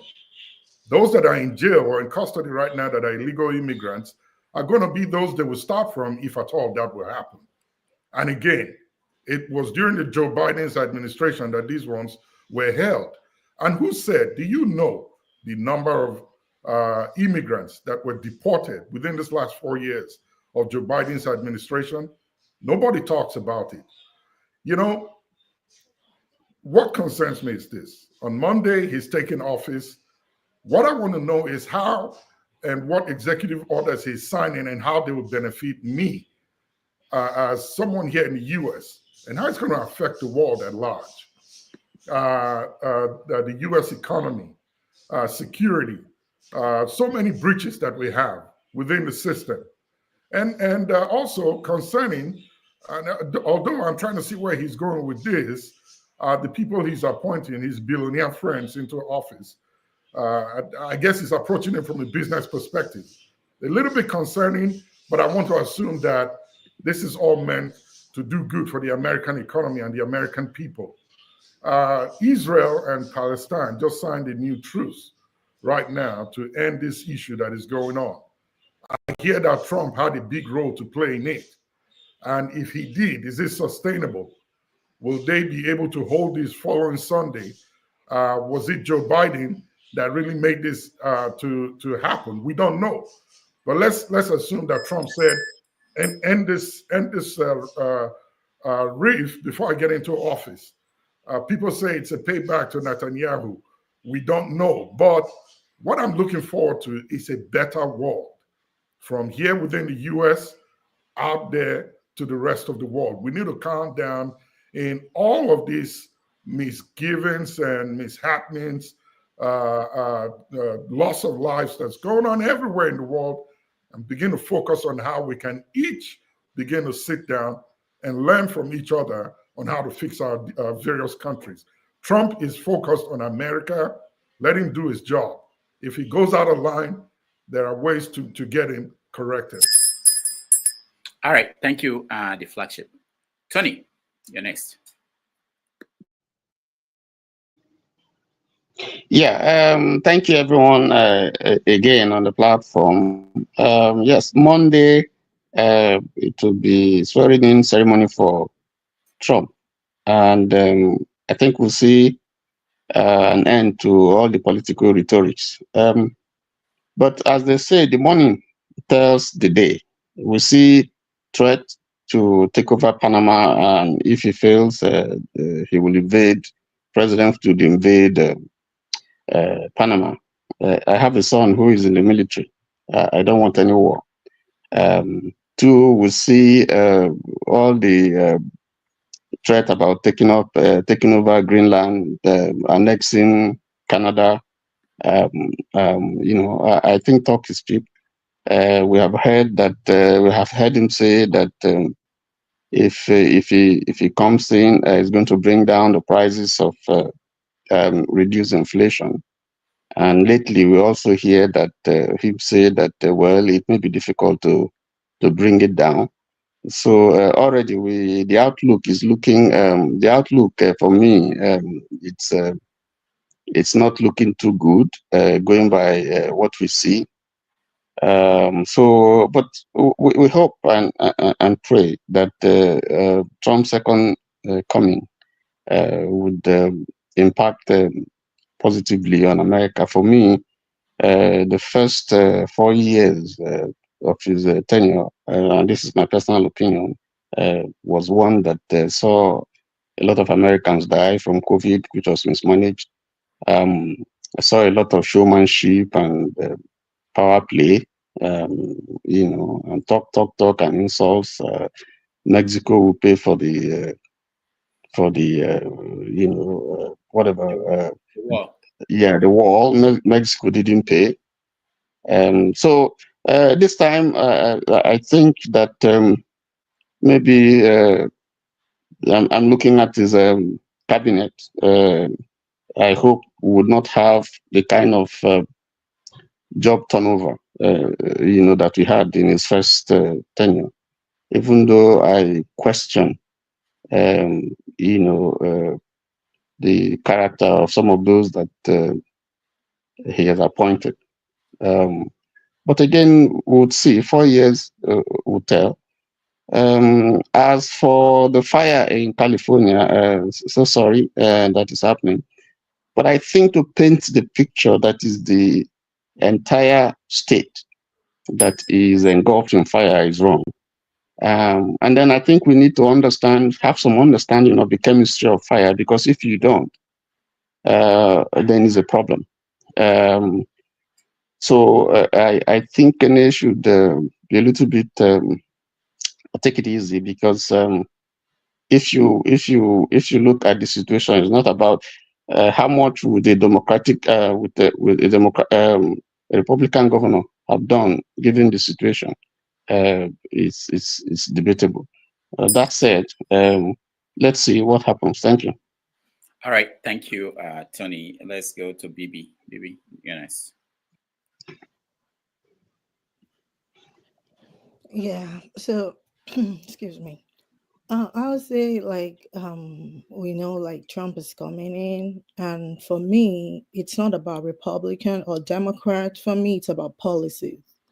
I look at policy critically, and I see which one, works for the people, not just for me, but for, majority of people, that is fair. And we'll talk about the mass deportation, the flagship said. A lot of people are on hold for deportation under Biden administration. So I believe he's going to go for those people first. They're on hold they're on deportation list, and a lot of people are incarcerated, and of course they must have committed crimes for them to be incarcerated. So yeah, I feel like it'll go for them first. So, but I don't really understand how, because it's kind of like a bogus thing. You just say things that he thinks his base wants to hear, like mass deportation now, because you see farmers complaining that most of their workers are immigrants, and a lot of them are undocumented immigrants, because you know that in the farming industry, people are not paying, they're not paying them, they're not paying these people well. And America is a capitalist country. These people are not being paid well, and they are working under very, very, very bad conditions and no benefits. If they were to employ American citizens, they know what it's going to cost. The price of groceries is going to, skyrocket. You look at hospitality, they're immigrants. These people are not being paid well as well. It's the same thing. And don't forget that, like I said, America is capitalist country. All these corporations, they know what they are doing. They had the one employing undocumented immigrants because they still want to pay them $7.5, as federal minimum wage. They still want to stay with that because if you look at the hearing of the candidate that was nominated for the Treasury Secretary, Bezant, I don't know, I think he's a protege of George Soros, and he said someone asked him if he would raise federal minimum wage from 7.25, and he said no, it should stay that way. But so you see, they employ all these people. So I feel like and a lot of farmers are coming out to say that they don't want this, even though they voted for him, because we know the reason why they voted for him. It's just obvious. It's not about policies. So I would say, then I also buttress my point where when you say America first is good when you're first for your country, when you want your country to do well, is good. But does it involve all Americans? I mean, that America first, does it involve other Americans, Black Americans, Hispanic Americans? Because they're all stakeholders in the game. It's not just for white people. So that is where I draw the line. That's why I look at policies. So I will say that quickly as well. So American first and all that. And when you talk about taking Greenland and taking this and taking other countries, they are sovereign countries. So you can't just take because you want something. Doesn't mean you take, because you're doing the same thing. You're asking Russia. You're complaining about Russia, that Russia wants to take Ukraine. So if you're saying that you should go ahead and it's okay if you want to take Greenland because it's America, is looking out for America. That is why I said we want ruthless leaders, because people want things that Adolf Hitler did. He wants to take over people. He wants to take over lands. People want that, and we have people problem. That is what we have. Oh, because it's America, you should go ahead and take it and negotiate with them. It's not negotiating. It's actually threatening them. It's threatening their existence. So when you hear all that, that is why I said, I look at policy, it's facts over feelings. I don't care if they're Republican or Democrat. I do not care for that, actually. So I care about policies that benefit me, the DEI program that benefits me, that give me opportunity to be who I want to be here, because I've invested in this country as well. So as every immigrant, one way or the other. Because if you look at how much this so-called illegal immigrant pay into American taxes, that's what they use in paying for a lot of all these things, Medicaid, Medicare. And somebody talk about that there's no taxes on Social Security. They are trying to cut Social Security. They want to cut Medicaid and Medicare. They are cutting that. So I don't know I don't know what people don't read it, because even Trump himself, that's why I don't have any regard or respect for anyone that said he's a Trump supporter, because I believe that you don't stand for anything, because even Trump himself, he kind of flip-flop on a lot of things and you don't even understand what he himself is saying. Somebody is saying that you have to work 160 hours for you to have overtime pay, and he said no tax on overtime pay. 160 hours is a lot in a week to put in. So let me just stop at that so I can give other people. All right. Thank you, Bimi. Omori, you're next. Yeah, Dr. Damage, thank you once again.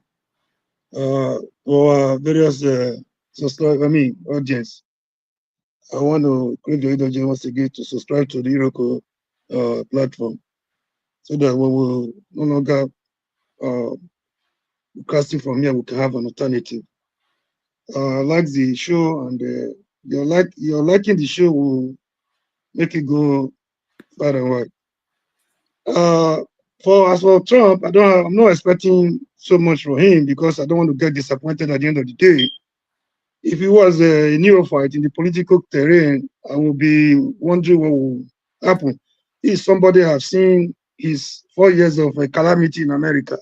So he's coming back. It's not strange to me in any way. But there's something people are not looking at. People are beginning to celebrate what they should be ashamed of. This is the first time we're having a criminal, a convict, an ex-convict, as the American president.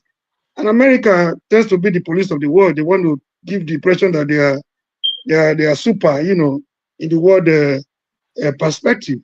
A criminal, if you go to American jails, if you go to their detention houses, people with a less crime, they are there serving years.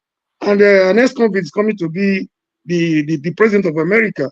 We cannot change that for now because before I got to America, I used to think America was the paradise on earth.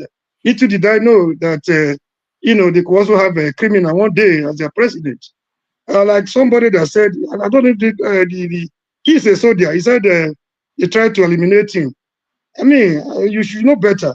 If that was a bullet from a rifle, I think there will have been more damage to the ear than what you saw. So a mafia that can do anything for power. I was reading a book concerning this guy called Trump. He's with his connection with his billionaire friends and his dealings with the likes of Putin.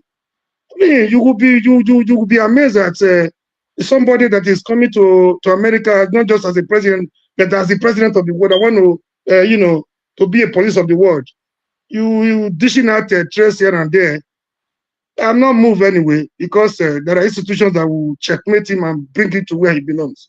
He tried same thing in the first years where he had opportunity. It's not about being a strong man. It's about building institutions.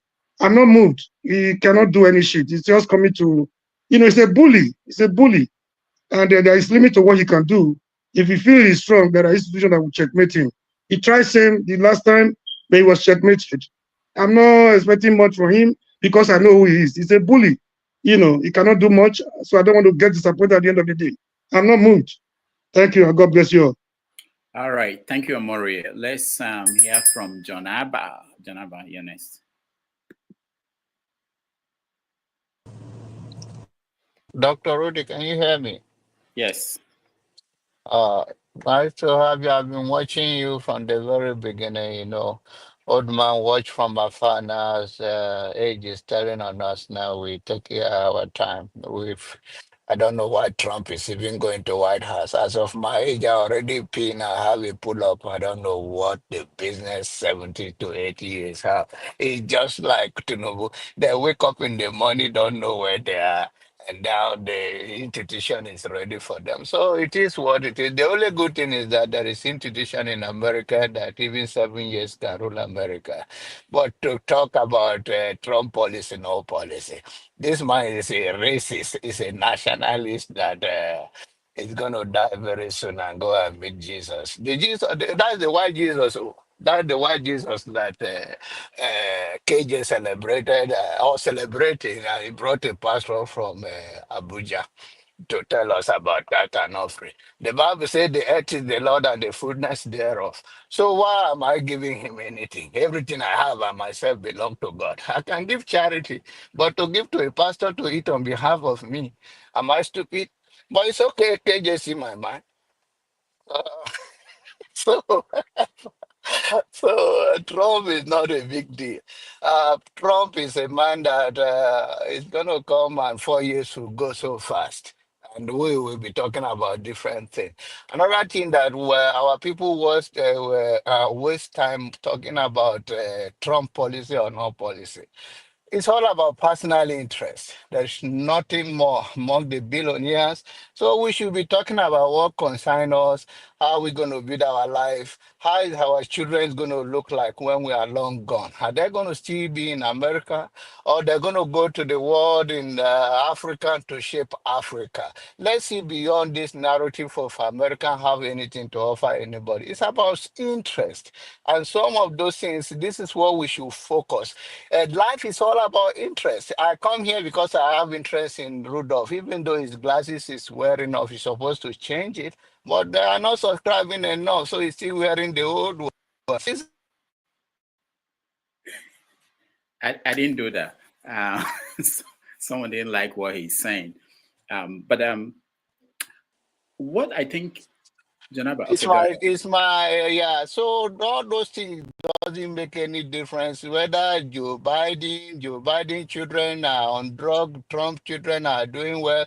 All is their own problem. I worry about seeing the black people working on the street, being drugged and all of that generational problem that they inherited and in poverty. Seeing Nigeria now come here now become homeless. It's very rare to see Nigerian homeless in America. Now, if you go to Houston, you see them. If you go to downtown Dallas, you see them. Those are my own thing. How did they get here? What is their frustration? Anybody can become a victim of being a drug addict or any addict in this world. It's not about, it's a little thing can take you there and you'll be struggling. So all of those things we talk of like, he raised his children perfectly. That's not true. The earring should not be ringing on the senior citizen like my ear, but it's okay. It takes us to a different level. But it's all right. I don't have all those things. Trump, if we go to another topic, Trump is welcome to the White House. My paycheck is either he go less or go. I think I reached the level now that is a fixed amount. So I don't worry so much. Thank you. All right. Thank you, Janaba.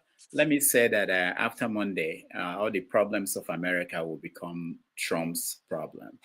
And hopefully what happened with this platform and where you have people who support Trump will not be similar to what is happening with Nigeria, where Tinubu became president and all the problems of Nigeria became Tinubu's problem and people moved their position. But we'll see what happens. We'll be here. We're going to follow Trump.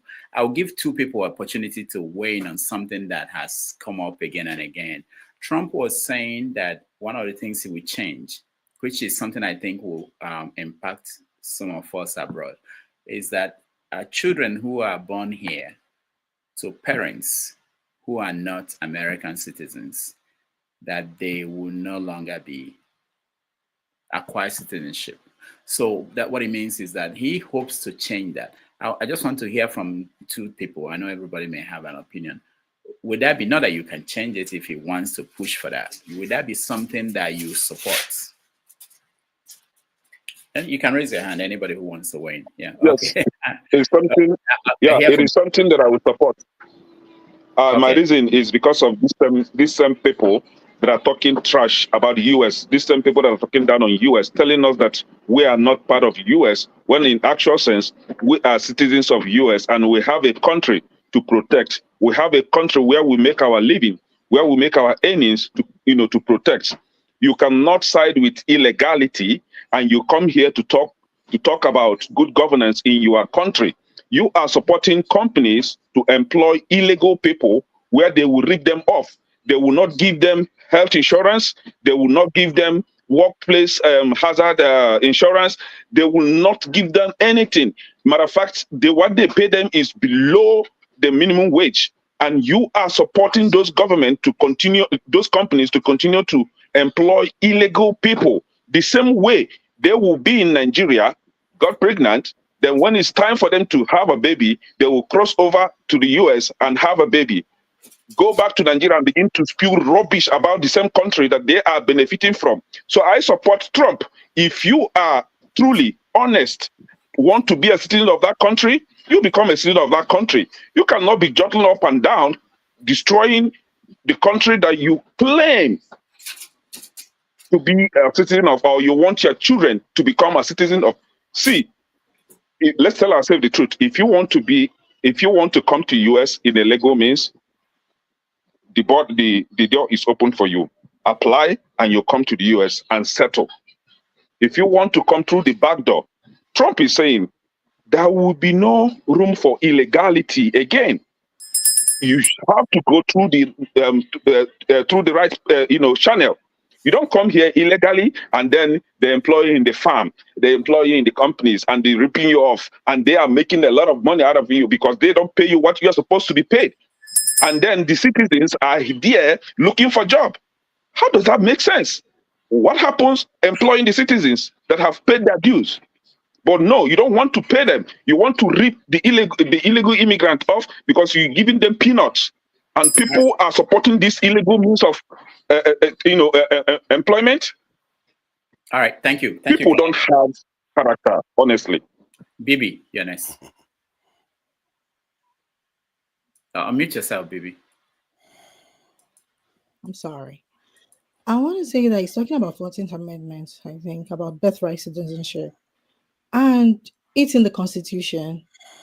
Like if you're born on the US soil, you're a US citizen, whatever comes with that. But my thing is, how is that a problem if you are born in America? Well, regardless of, it's just like saying that if you are born in America, you're not entitled to go to school because your parents are illegal, whatever that means. Because I don't think, in my opinion, even if you cross the border, every human being, it's a human right to cross the border to seek an asylum. It's for the country to turn you back. So it's not like, oh yeah, they have committed an outrageous whatever crime. But I would say that how is that a problem to when anybody that is born is in the Constitution, people will fight it with him. He knows he can't do that, a lot of things. I think because, like somebody said, maybe Tony, he said all kinds of things. So I'm not even like bothered about things like that because I know that is not going to happen. They will fight him. There's a system in place that will fight it with him. So that is not something that I'm worried about. But what I am worried about is about, for instance, if we want to get education, regardless of you going to being an American citizen, every child has the right to go to school.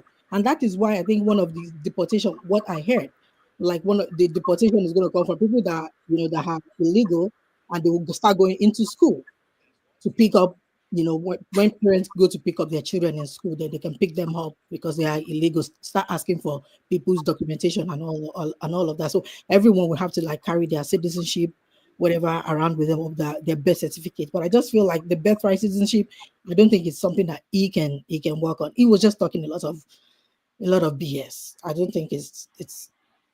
All right. Thank you, baby. So I will hear from KJ, man of Prestige, and then forefathers will move to a different topic. Rudolph, if you can give me 1 minute to respond to what she said, if you don't mind, please. Yes, I also want to respond to part of what she said. All right, I'll come to you, Flagship. Bibi, I'm not attacking you, but I was just going to say something in reference to the question you asked. So here's why they've been talking about this for many years. It's not just Trump that just came up with this. I remember when Obama was in office, there was a debate that I listened to, and the concern was birth rights to foreigners who come here to have babies, and they are given automatic U.S. citizenship. They've noticed from research or observations that folks from Russia were coming here to have babies, and they are U.S. citizens. They train them within the American system, and they help them navigate their way to sensitive areas in the U.S. And these guys tend to be spies. They are recruited as spies, but they are U.S. citizens. So they've been talking about how to mitigate that, because a lot of American data and security architecture is being breached or given out to other countries, and they're trying to figure out ways to stop that. So it's not just a recent debate that they are having. If you go to China, I don't know much about Dubai, but Saudi Arabia for sure, it's hard to get citizenship and find your way into important offices around such countries. So that's the line of thought. It's not like he's coming around to want to amend or do away with 14, but these are concerns that they have found, that a lot of American security information is being passed out to rival nations that are seeking to down America anytime in the future. That's why this debate is on. So it's not Trump. It's an ongoing conversation. Thank you, Flagship. KJ. All right.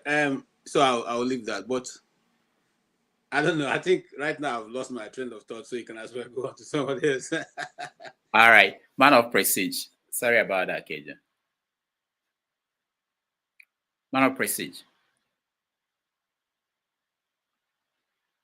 Yeah, thank you very much. I'm not a proponent of illegality, neither coming here illegally or this bad right stuff, But like Ibri said, it's going to be very difficult for him to change that. In other words, it's in American Constitution, but for you to change it, Congress has to pass it, and it has to take about 2/3 of the Congress.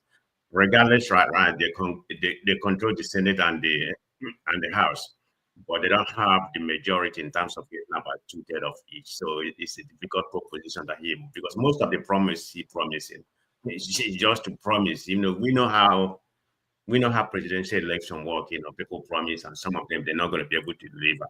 But I have a lot to say, but particularly when it comes to KJ and KN narrative, but that's their own prerogative. Okay, it doesn't bother me. My life is not going to change. My business, my work will still be thriving. But what I'm concerned, particular two of them, when they come here, they kind of cho about Trump and all that kind of nonsense. You are part of the people here. You condemning the kind of president you have with corruption and in Nigeria, and being somebody who has a felon, and you come here, you support another felon. What a hypocrite two of you are. So that's all I'm gonna say. But it is what it is. It's an opinion, and I respect your opinion. So let it be. Thank you. All right. Thank you, man of prestige. Let's go to forefathers. Greetings, Dr. Damages. Thank you for having me.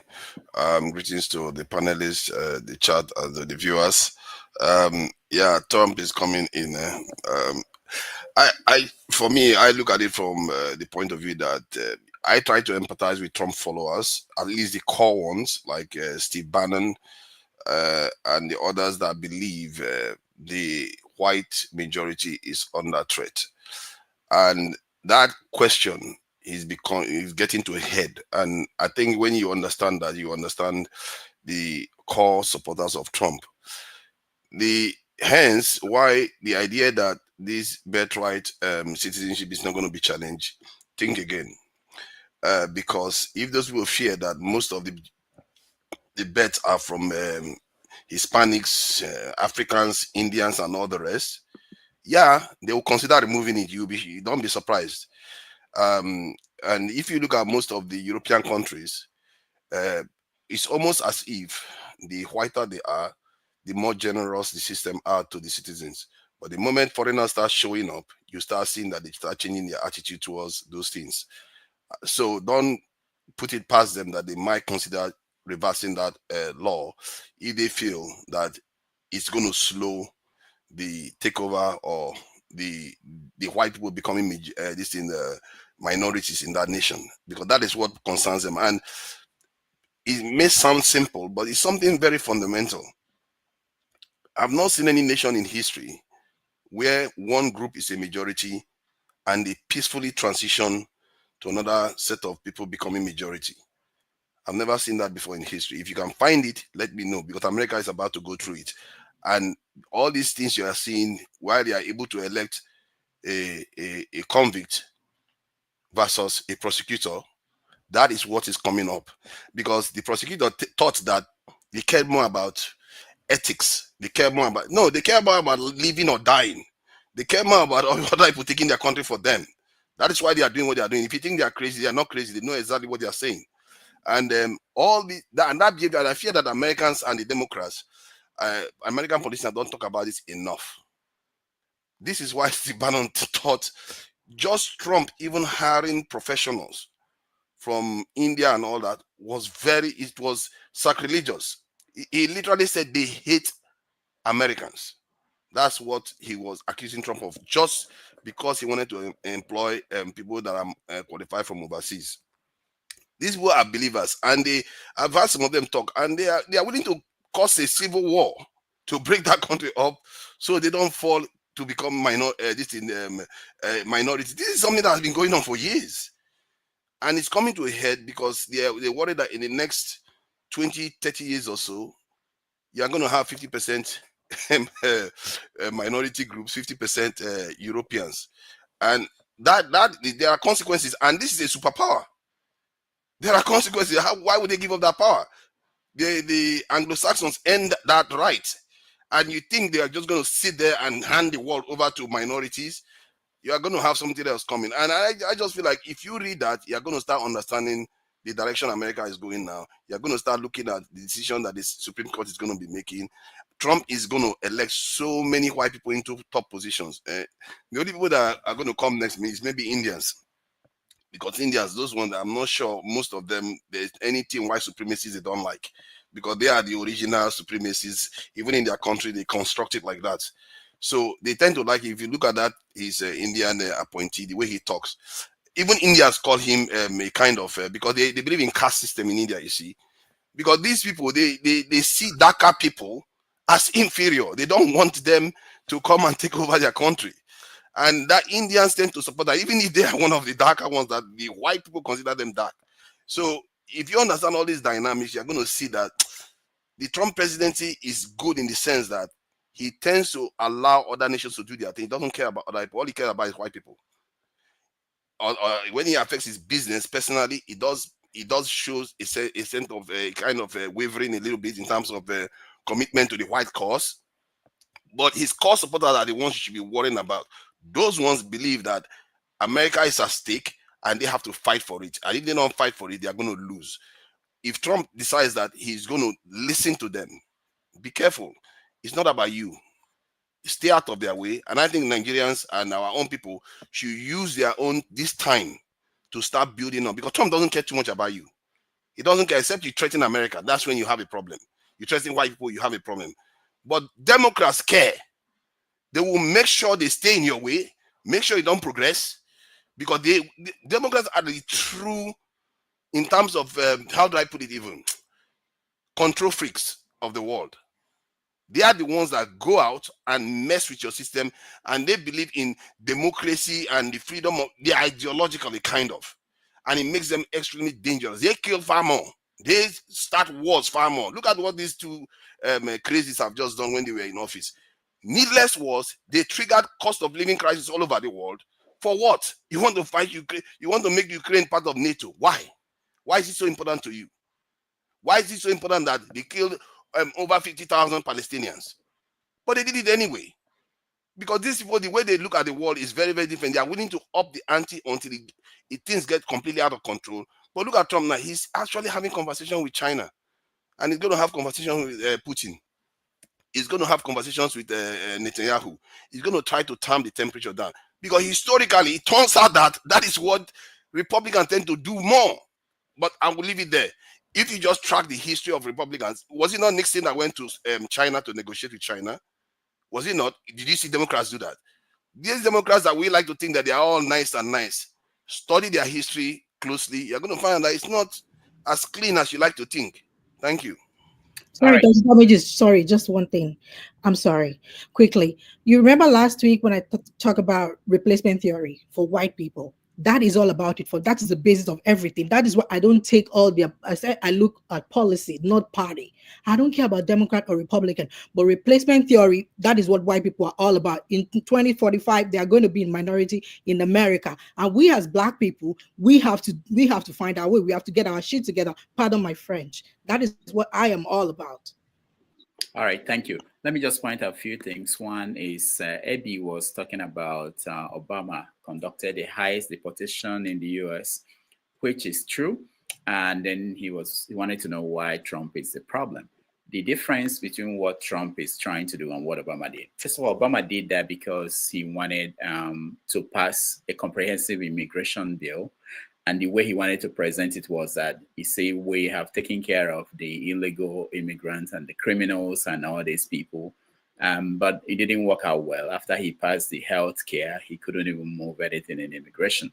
Now, what people are concerned about, like what will happen, I read some stories in the newspapers today.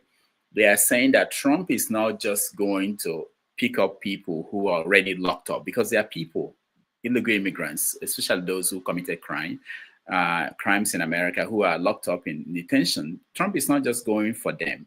The plan, according to anonymous people who spoke to the media, is also to go to homes of people who they know are here illegally.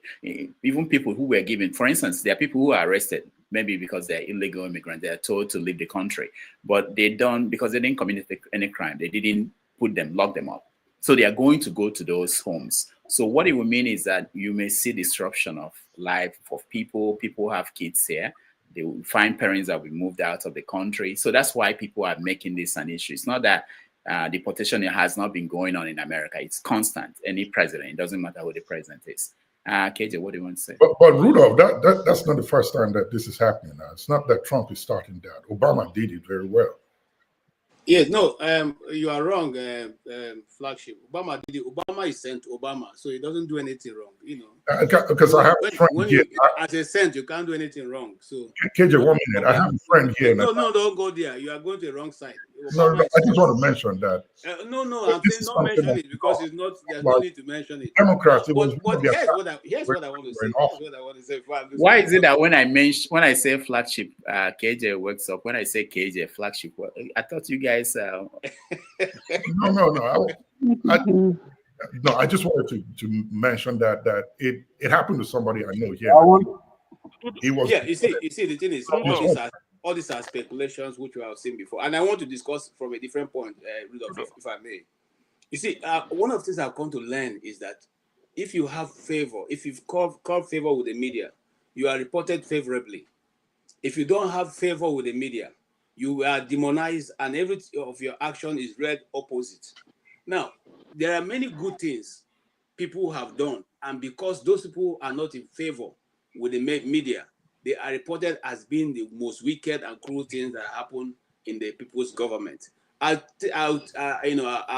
quickly, rotate back to Nigeria, and I use myself as an example. The Igbo people and the struggle for the realization of Igbo land has been used by the media, and there have been a media blockade of what is happening in the East. Because if half of what is happening in the eastern state of Nigeria is reported on the news, Nigeria would have been on fire. But those extrajudicial killing going on daily basis of innocent young men are not being reported, and consequently the media blacks it out. The media have blacked out since the ruling of the Supreme Court. I mean the appeal court, that IPOB is not a prescribed organization. But till today, each time they say IPOB, they say the prescribed organization. They continuously refer to it as prescribed.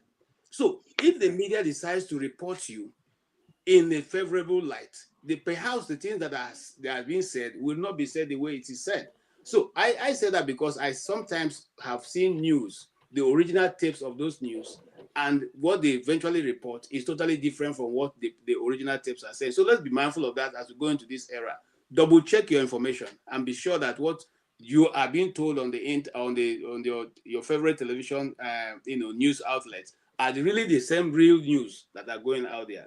I just want to say that. All right, thank you, KJ. The flagship. Oh, no, I think I mentioned what I wanted to say, that going to people's home is not new. They've been doing it for a long time. So the speculation that this is Trump that's starting it, I think is just wrong, to just paint a dog a bad name. Okay. Can I? Yes, talking about, I think some of us, today we will learn today and we'll begin to think deep. History. Republicans gave you the small rights that you think you have today. Republicans fought for the black people to be free in that country. Republicans did that. They stopped slavery. It's a fact. Check it. Now, talking about replacement theory, this is the replacement theory here. While Democrats are busy building abortion clinics in black communities, Republicans, while Democrats are busy building abortion clinics in black communities and fertility clinics in the white communities, Republicans said, no, stop this abortion. It is a sin against man, and it is a sin, is a taboo against God. Stop it. That is the replacement theory. It is not a convict. It is not a fight between a convict versus a prosecutor. A backyard prosecutor anyway. It is a fight between a convict that is facing a political witch hunt versus a backyard prosecutor.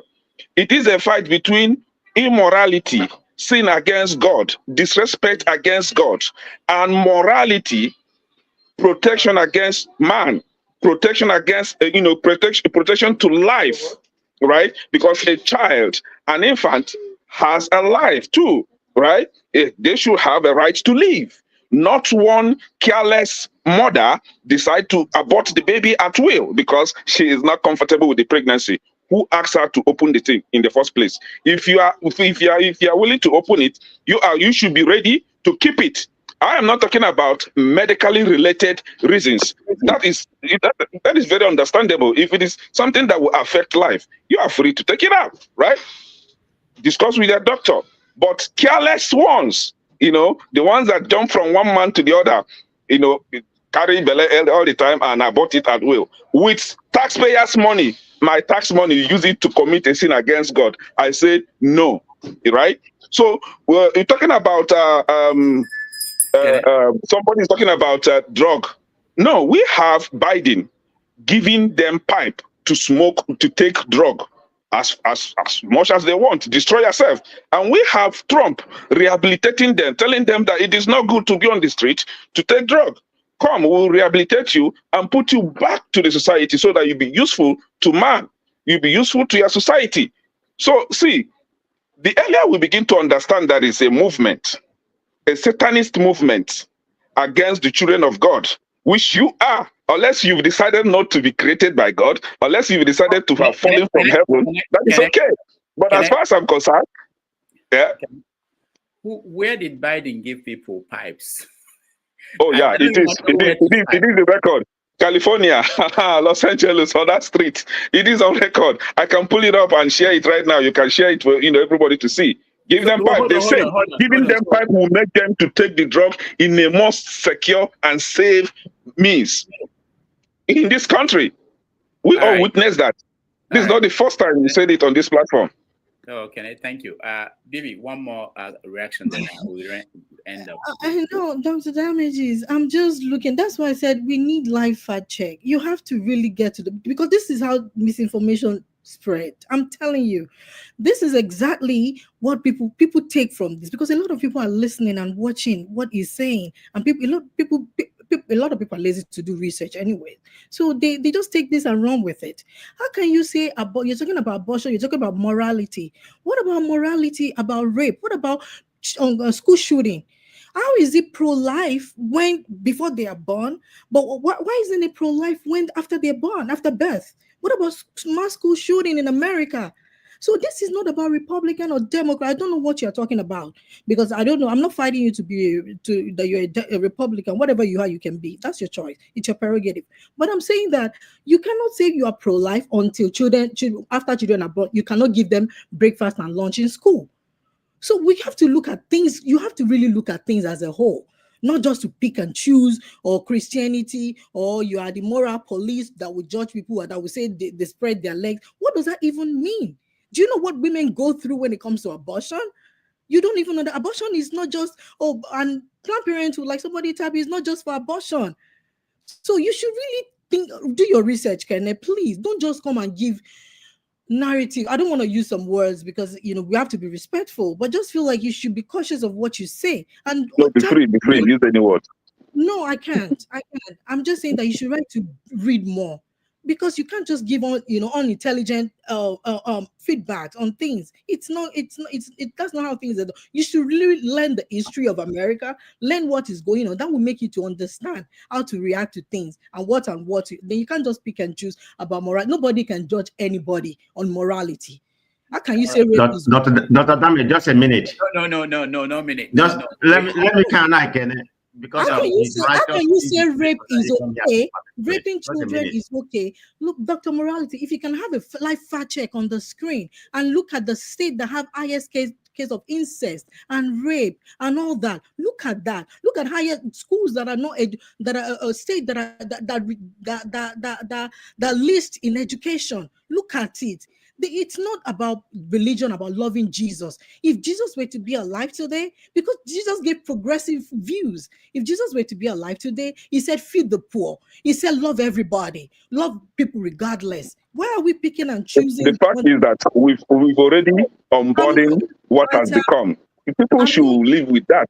I know I'm not here to banter who is moral with you, because I'm not going to pick and choose what morality means. So it's not about people, because I feel offended as a woman when you said they spread their legs and do all that. That is very offensive. You shouldn't be saying that. That shows that you don't have knowledge of what you're talking about. All right. Please. Thank you, Bibi. Thank you, everybody. We have to move away from this topic. I see people in the backstage. They want to join us, and people who are in. But we come back in a minute. Let's take a break. I believe I want to show a few videos. Pontificate about a free press. You pontificate about a free press. You are hurting me. You are hurting me. You are hurting me. I am asking questions after being told by Matt Miller that he will not answer my questions until I'm asking questions. Saying that Israel's doing genocide and extermination, you're telling me to respect the process. Criminal, why aren't you in The Hague? May 31st statement to block the ICJ orders. You blocked the ICJ orders.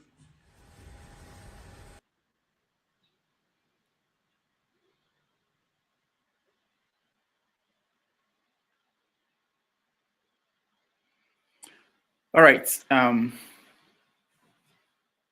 Sorry.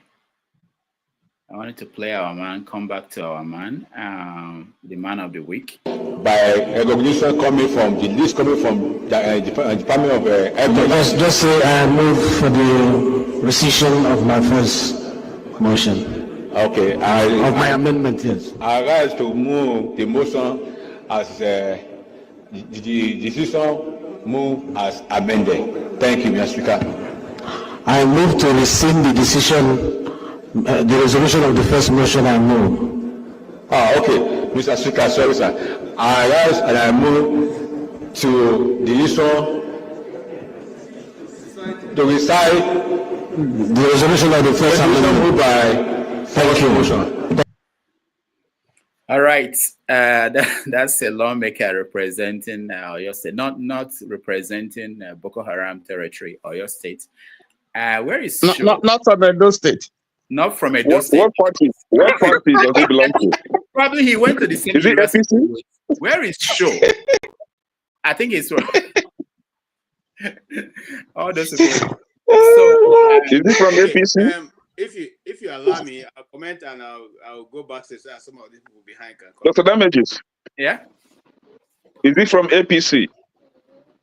It doesn't matter. Yeah, because if he's from APC, it is not something new. We have one in Edo State as their governor now. So it's very common with APC and Democrats. This is not new. You understand? Okay. So we already know the kind of things, they come up with. Make room for people who are backstage to join us in this conversation. So okay, let me drop my last sentence and I will go, please. Okay. One sentence. Yes. Somebody, I think it was Two Nigeria, wrote on the comment section that all the wars we could think of in United States, ranging from World War I to Korean War and all that, all of them were caused and aided by Democrats. That is one. Two, talking about birthright citizenship and all that, right? Countries like UK, they don't have it. You don't become a citizen because we're giving birth in the UK. And that is what exactly, if possible, what Trump is trying to, enforce in the United States. So it's not new. We've seen that in the UK and other countries. They are doing that. So why is US different, right? And again, when you try to educate some people here, just like Flagship and KJ is trying to educate some people, they are refusing to be educated. That is what is really, really annoying me. Not that they cannot hear. They can hear, but they cannot assimilate. They cannot put it in their score. That is the problem. And these are the same people that claim to be educated because they can speak English. They think they are educated. But when you don't learn, I don't know. But the fact is, Trump is coming. So we all should embrace this fact that he is coming to become your president. But if you think you will not be comfortable while he's the president, the door is open. You can go to Canada, you can go to UK, you can come to Nigeria. We can stay here and enjoy Offensala. But the fact is, he's becoming your president and he's going to implement policies that is going to benefit you. That is the fact. So we should try to be losers in a happy way. You cannot be a loser and you're killing yourself. You can change it. Sometimes some things you can change. So bear with us. We are going to rule 4 years. After 4 years, 8 years is coming. After 8 years, we're going to sack Democrats. Bye-bye. Thank you. All right. Thank you. Dr. Rudolph, the Iraq War was not started by a Democrat. Yeah, it's too hard to follow and correct all the things that Kenny talks about. But I want to welcome Ike. Ike, welcome to the show. Paul, welcome to the show. I see Jide and James at the back end. If you allow me make my comment, I'll give way for. Okay, go ahead. Go ahead. Okay, I just want to say, with the that media that was you played. First of Anthony Blinken, I think sometimes, see, these things, we should see more of this kind of thing in Nigeria. You see, and I will not, I will not blame any journalist if you fail not to do it, but I will probably say that those who are bigger, like those owners of the media who still practice journalism, people like John Momo and Nduka Obaigbena, should be able to ask such questions. Should be able to look at this. Did you say Nduka? It's not Nduka. It's not what's his name. What's his name? Nduka who? Obaigbena. The one that had this day news. Nduka Obaigbena. You said he should hold the government accountable. He should be able to, because these are his friends. He should be able to hold them. All right. Them questions that needs to be asked. Okay, because if we are doing that, sometimes we know that such people are in the, are going to be sitting and asking those questions. They will, it's just like when you meet with people like, Fox, what's his name, Wolf of CNN. It's not, sometimes you hold back a bit because you know that he can take you on any which way you want it. So, and then the legislator that we saw, I think, sometimes they elect these people as comedians so they can go and help them, be able to divide their money without fighting. If not, how does a city, a community, a people elect such a person, okay, to go and represent them? Because if you can't even be able to move emotion, I don't know. Even in secondary school, those of us who are in debating and literary society, you are taught how to move emotion. If you can't move emotion, you can't be a member of the club. What have they been learning, for crying out loud? And even if you didn't do all that and you got into their house, what about the time that they took time to go and teach you people how to move motions and be able to move your bills and all that? You didn't learn that one? What about your aids? They didn't teach you? Come on. These things are not... And look, there's nothing that says that you cannot even speak your language. If you cannot understand it, you better speak in your language so that people can understand what it is they're paying you. Don't embarrass yourself and embarrass the nation by doing this nonsense. And even you couldn't even repeat what the speaker is telling you. I have been laughing all through. Since I saw it on Friday, I've been laughing at it. It's not good at all. Thank you so much. All right, thank you, KJ. And thank you, Bibi. I'll come back later, but thank you for being here. Please come and don't feel threatened. Give your view the way you like it, whether we agree with it or not. That's your view. You have the right to give it. All right, thank you, KJ.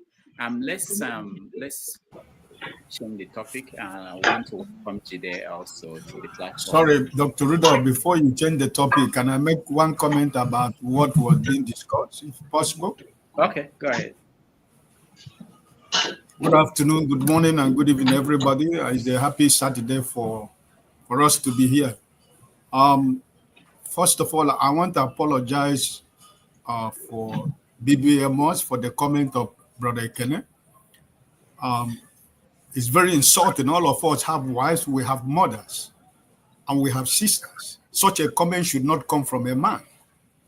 And that statement is disgusting for me. And I don't know how every one of us had what they can say in an open forum like this, and nobody made a comment about that. That is too insulting. You don't use such word. We have mothers, we have sisters, and we have wives. Women have a respect. A woman doesn't go to abortion clinic if a man does not go to a woman to force a woman to rape a woman, or to force a woman to have pregnant. A woman does not go to do an abortion, right? In as much as I personally do not support abortion, it's a personal decision for somebody. But for Brother Kenneth to say that if it's not a woman that opens her leg, that is an insult. Because as he's saying, he's even talking to his own wife and his own daughters and his own mothers. Such a statement should not be made. It should not be allowed to go unnoticed in this kind of platform. Why should you use such a statement on women? Are they not human beings? They carry us for 9 months. You go to them, right? Before a woman says she want to go and abort a baby, or a woman that is raped, or a woman, whatever happens to a woman, is a man that puts the woman in a situation where she has to make a decision for her life. But for you to come here to say you open your legs, because when you open your legs, why? Come on, we're bigger than this. So my sister, I want to apologize. This is not the mentality of men. It's not all men that thinks or reason the way Kenneth have just said. So I'm really very pissed off when he said that. Because if he said that before my daughter, that's what I'm not going to take, right? So please, sorry, and I apologize on behalf of the men that are here, because each and every one of us, we are responsible. 99% of us here are married. We have children, we have daughters, and all of us as mothers. So I don't want people to use such words in a place in a beautiful platform like this to degrade women. Why should you degrade women?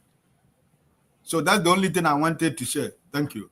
Thank you, sir. I appreciate it. Thank you. All right. Thank you, Ike. I always believe that this marketplace of ideas will always deal with issues that do come up. And thank you. And just to connect it to the final thing, what we've been discussing, which was the kind of what will happen from Monday, because the language of politics has changed since Trump came in. And a lot of things are now acceptable in the public space. And we think it's okay. And we're all going to see that change in the language to become more pronounced. All right, let's move the topic forward. We are going to Nigeria. We're coming back to Nigeria. And someone mentioned, Nduka, I think it was KJ. I think let me go to Tinubu. Tinubu's tax reform has just been got the endorsement of governors of Nigerian states, decided that, okay, we are going to support it, but we are not going to support it the way it was presented by Tinubu and his people. So let's go there and talk about what does that mean, because it's a win for the president. Even if they cut down on the percentage that we go to states that derive the resources. So let's talk about it in general. But before we do that, let me play one of Tinubu's people talking about what this is going to be like. A little bit of him talking.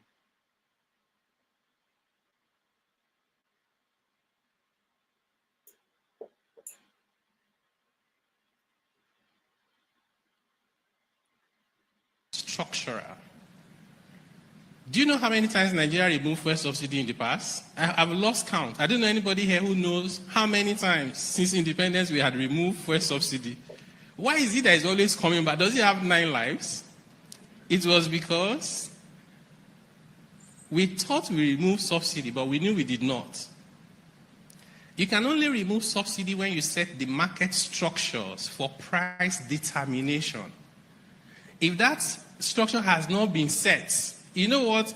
Even when the president said May 29, subsidy was gone, we didn't set that market mechanism, was not set. So people started looking at the price. NNPC said, don't worry, that's not the price. NNPC said, the price is this.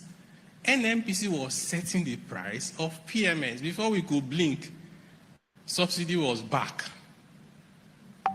And the other thing about this subsidy is that the level of fraud and corruption inside it is better imagined.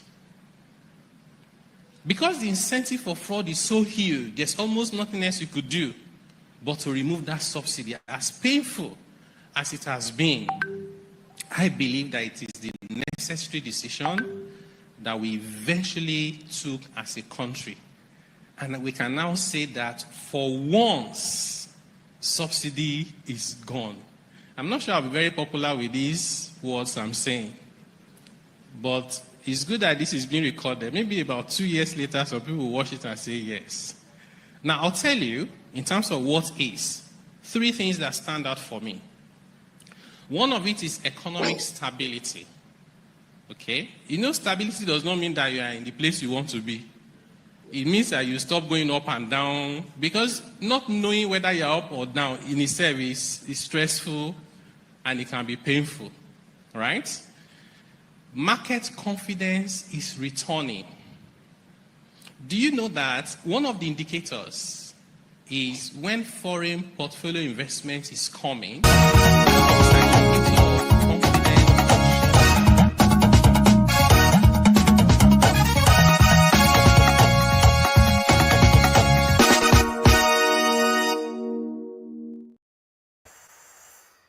All right, sorry about that. I got the wrong video.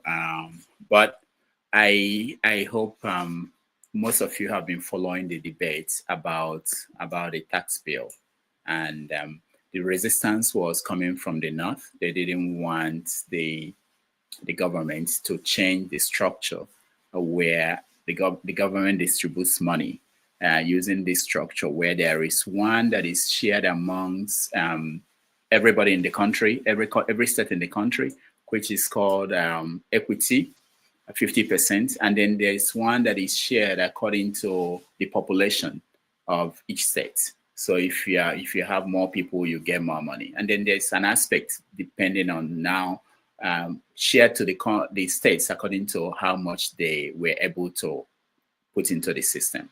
Let me start with you, forefathers. What do you make of the governors turning around to support the president on this key issue, reform that he wanted to make? Thank you for that. I think maybe they feel like it's neither here or there.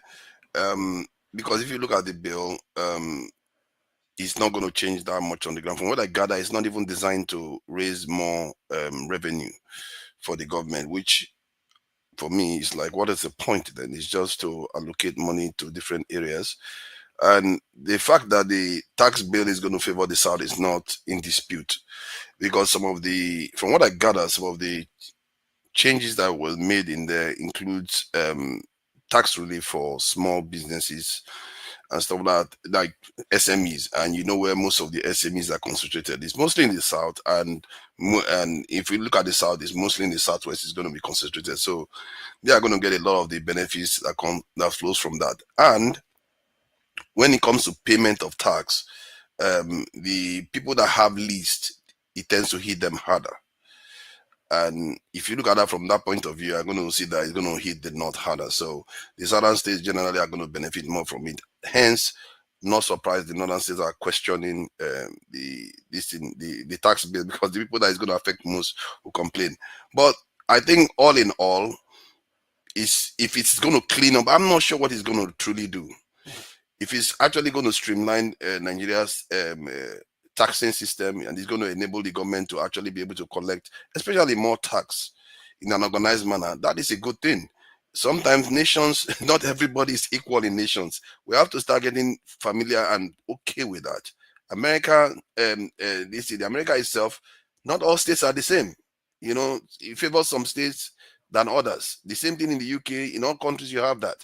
So the northerners blocking it because of it doesn't favor them, I don't think it's a viable argument for the sake of the nation and for our greater interest. It's not the best argument for that, even if it is a fact. Some people, when you tell them that it's going to favor the Southwest the most, they will just get triggered. Like, why are you saying that? As if it's not true. If it is true, it is just what it is. But for me, that is part of being part of a nation. Even in a family, not everybody is the same. So that's how I look at it.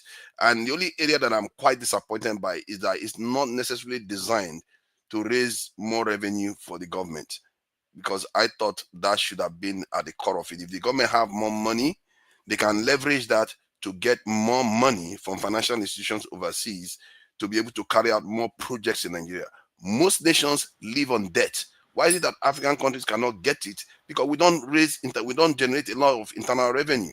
That is the problem. That's basically what international organization use to give you a kind of credit rating, really, because they're going to look at how much can you generate every year, and then because of that, they will say, okay, this is how much we can give you that you can reliably pay back or service. So I have a little bit of disappointment that it's not designed to raise more money, but Apart from that, I don't think it's neither here or there. Thank you. All right. I just want to point out that I think it's designed to raise more money. They won't be doing this if they are not going to raise more money. That's what I was told. No, it's not. It's not. It's going to raise more money in several ways. But let me hear from you guys. Let's start from Paul. I know that I went off, but Paul came in. I wanted to hear from people who came in just now. Paul, go ahead. Welcome to the show.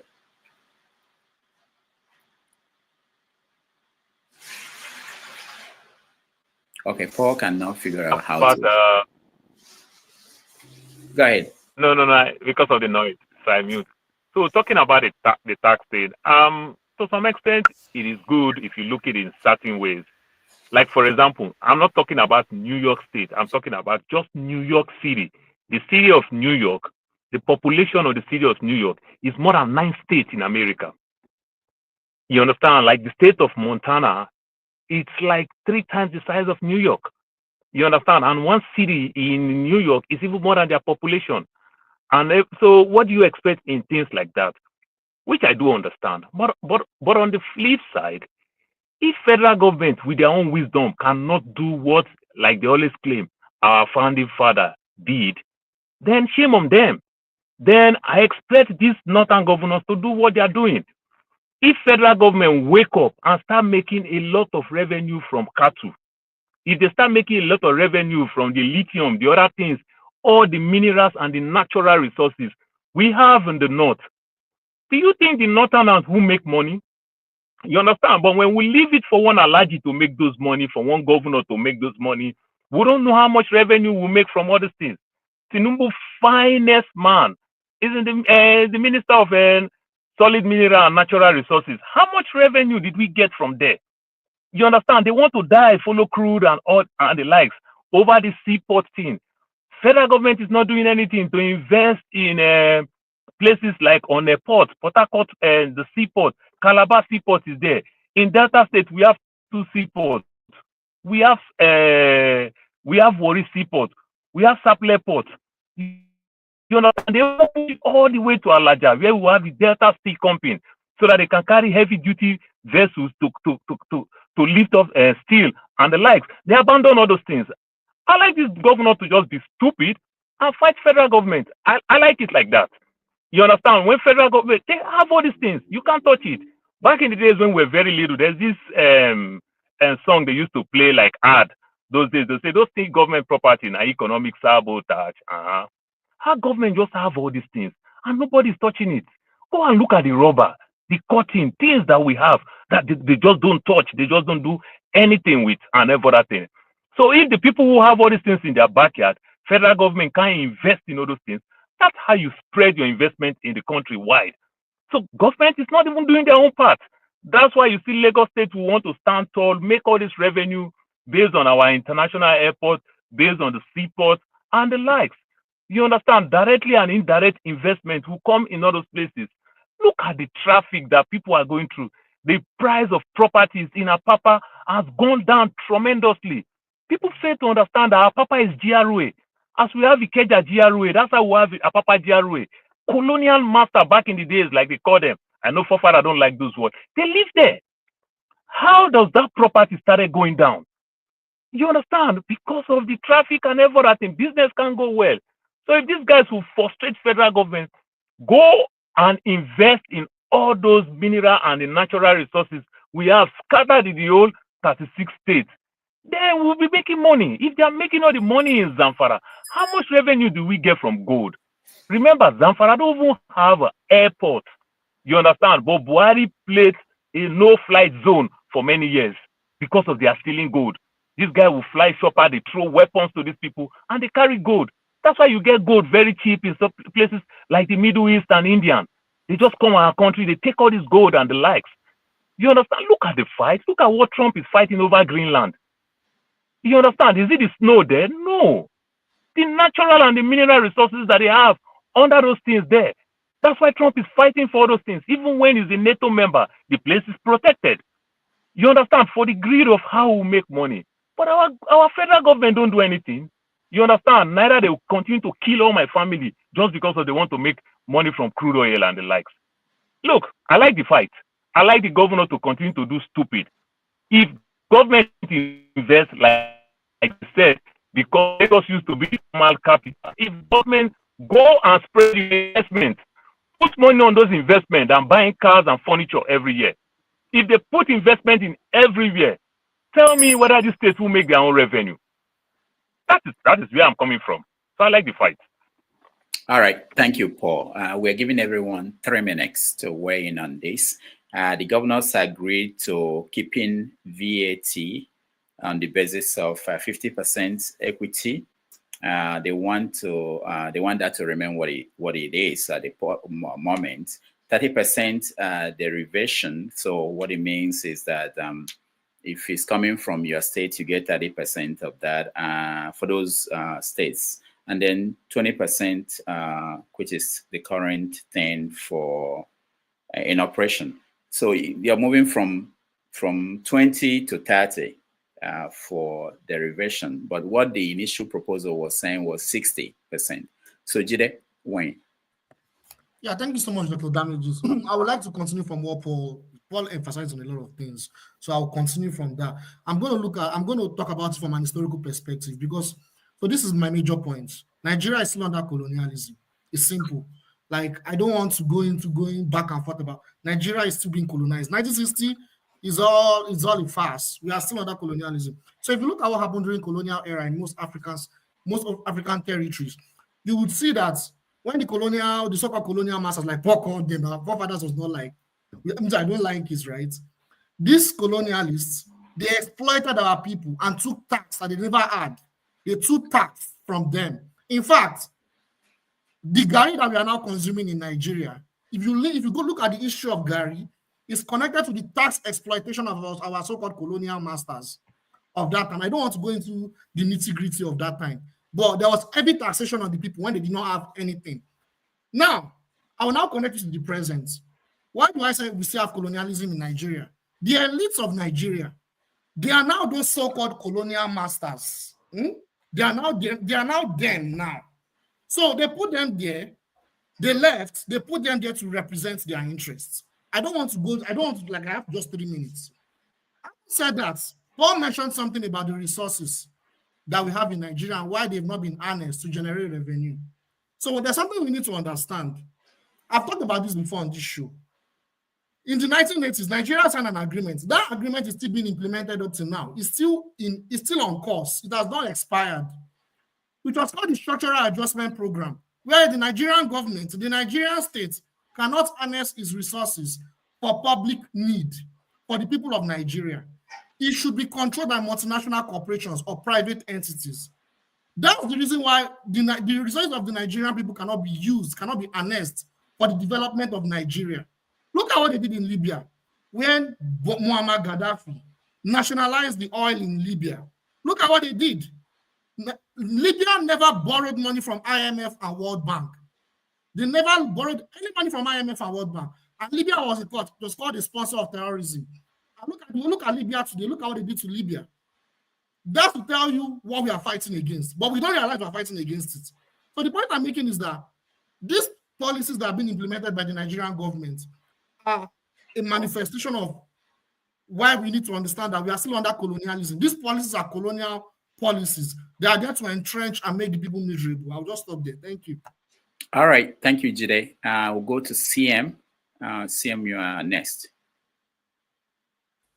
Okay. You see, my quick take on this on this tax bill and the sort of amendment on it by the governors and Tinubu is this. You see, the way the president sounded at the outset that the tax bill has come to stay, and then he took some intervention, particularly in the north. They felt it's against them. They threatened the fire and brimstone unless something is. In fact, one northern politician said it should be thrown into the trash can. What I want the president to know is this: if you will continue like this, it means that any other policy you bring out, they will go and tell you that, look, we need to amend it. Otherwise, it will, sort of twisting your arm. if you are not sure of a particular bill and what you are going to get out of, you don't bring it just to score political points. I do not see why we should change the tax bill in which you said 60% should be for derivation. In other words, you want people to go and then look in west and see what they could do to be able to bring up something. And then they are now forced to change it to 30%. When you said initially that population should be 20%, equity should be 20%, now they are making equity 50%. It's like they are running the government for you. It shouldn't be. I do not see. Left for me, we share something. Nigerian resources should be shared based on 5% for population.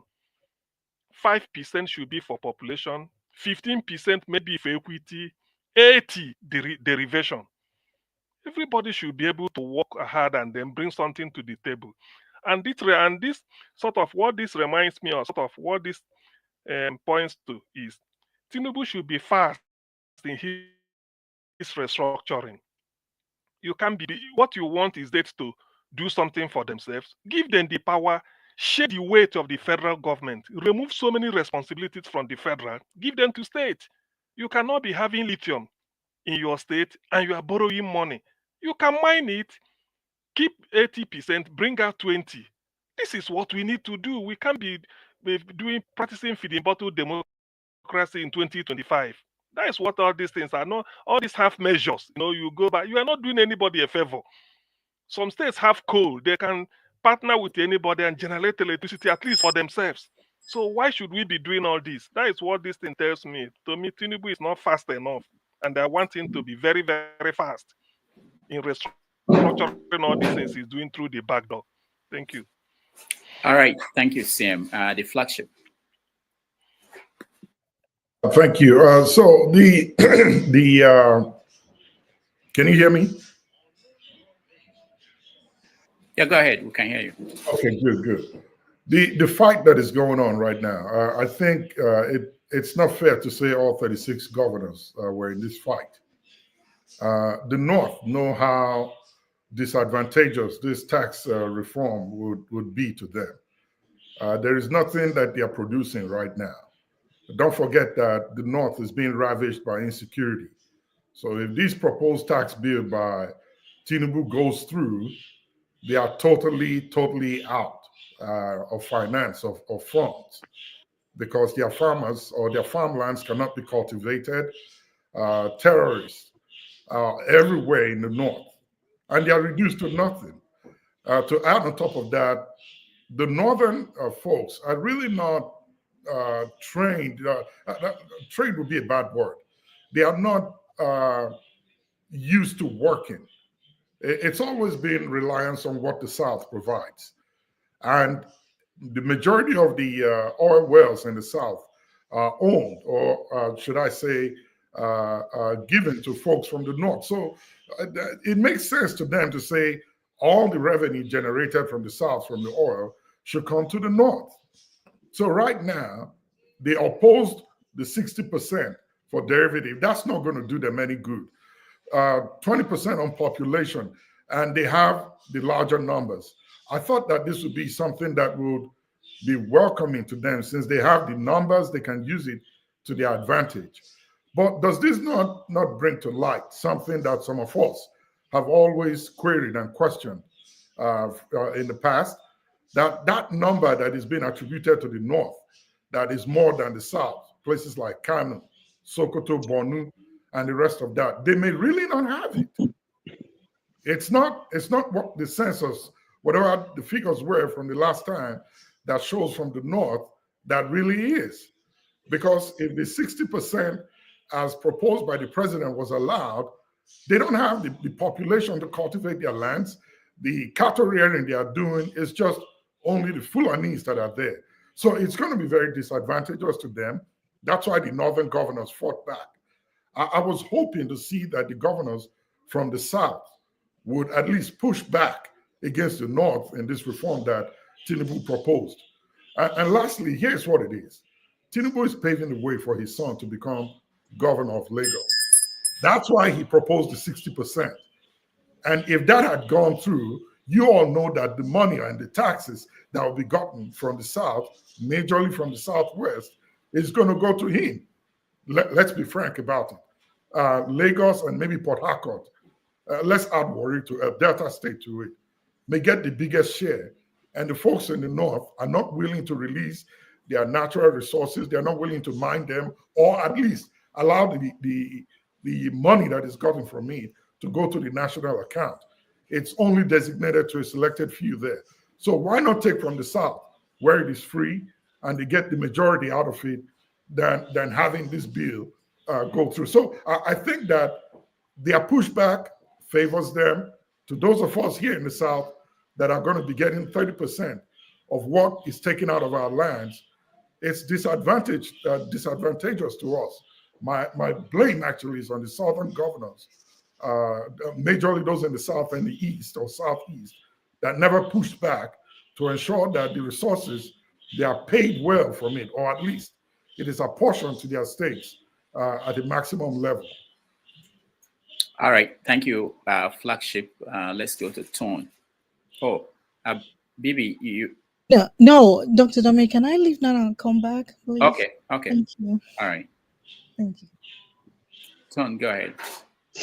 Yeah, I think that it's unfortunate that the issue of the tax bill is politicized the way it is. And the reason is not far to seek. For instance, if you take the issue, the derivation, and the components that make up derivation for which revenues are dispensed. If you take population, just like Flagship said, it's the reason why population has become a problem in Nigeria is because people know that the more population that they have, the more that they are going to have in terms of derivation. And that for me is nonsense. And that's why we haven't had, a credible census. In fact, when last did Nigeria have a census? Because it will always be an issue, because something else is tied to it, revenue is tied to it. I don't know if that's a proper way to go. But that said, I think that, if you look at all the various zones and states in the country, I don't think there is any state that does not have some endowment, whether solid minerals, whether whatever, and I think it's the failure of those states and the institutions concerned to exploit, the resources that they have and use it for their own benefit. That is generating this stuff. The governors, of course, will fight back because they know the more money they have from the federal, the more they can do whatever they want, the more they can pocket.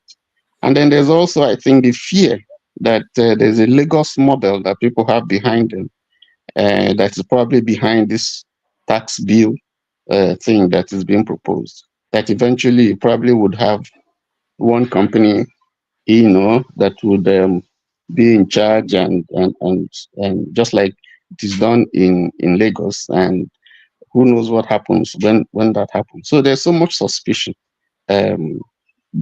especially from the north and also from the south, that there's some sinister motive behind the bill that is being proposed. My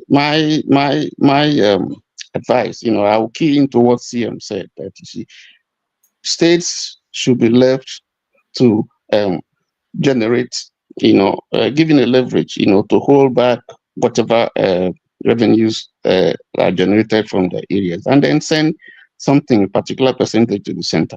If you do that, this craziness about how many percentage should go to VAT or go to, if you take Lagos, for instance, Lagos is fortunate to have a concentration of a lot of, industries, because it was the capital. It has a port, it has an airport, and so on and so forth. And this was not built by Lagos itself. There's a lot of federal mind in it. So now, if on the basis of that, it gets more than every other part of the state, that's not fair in my own thinking.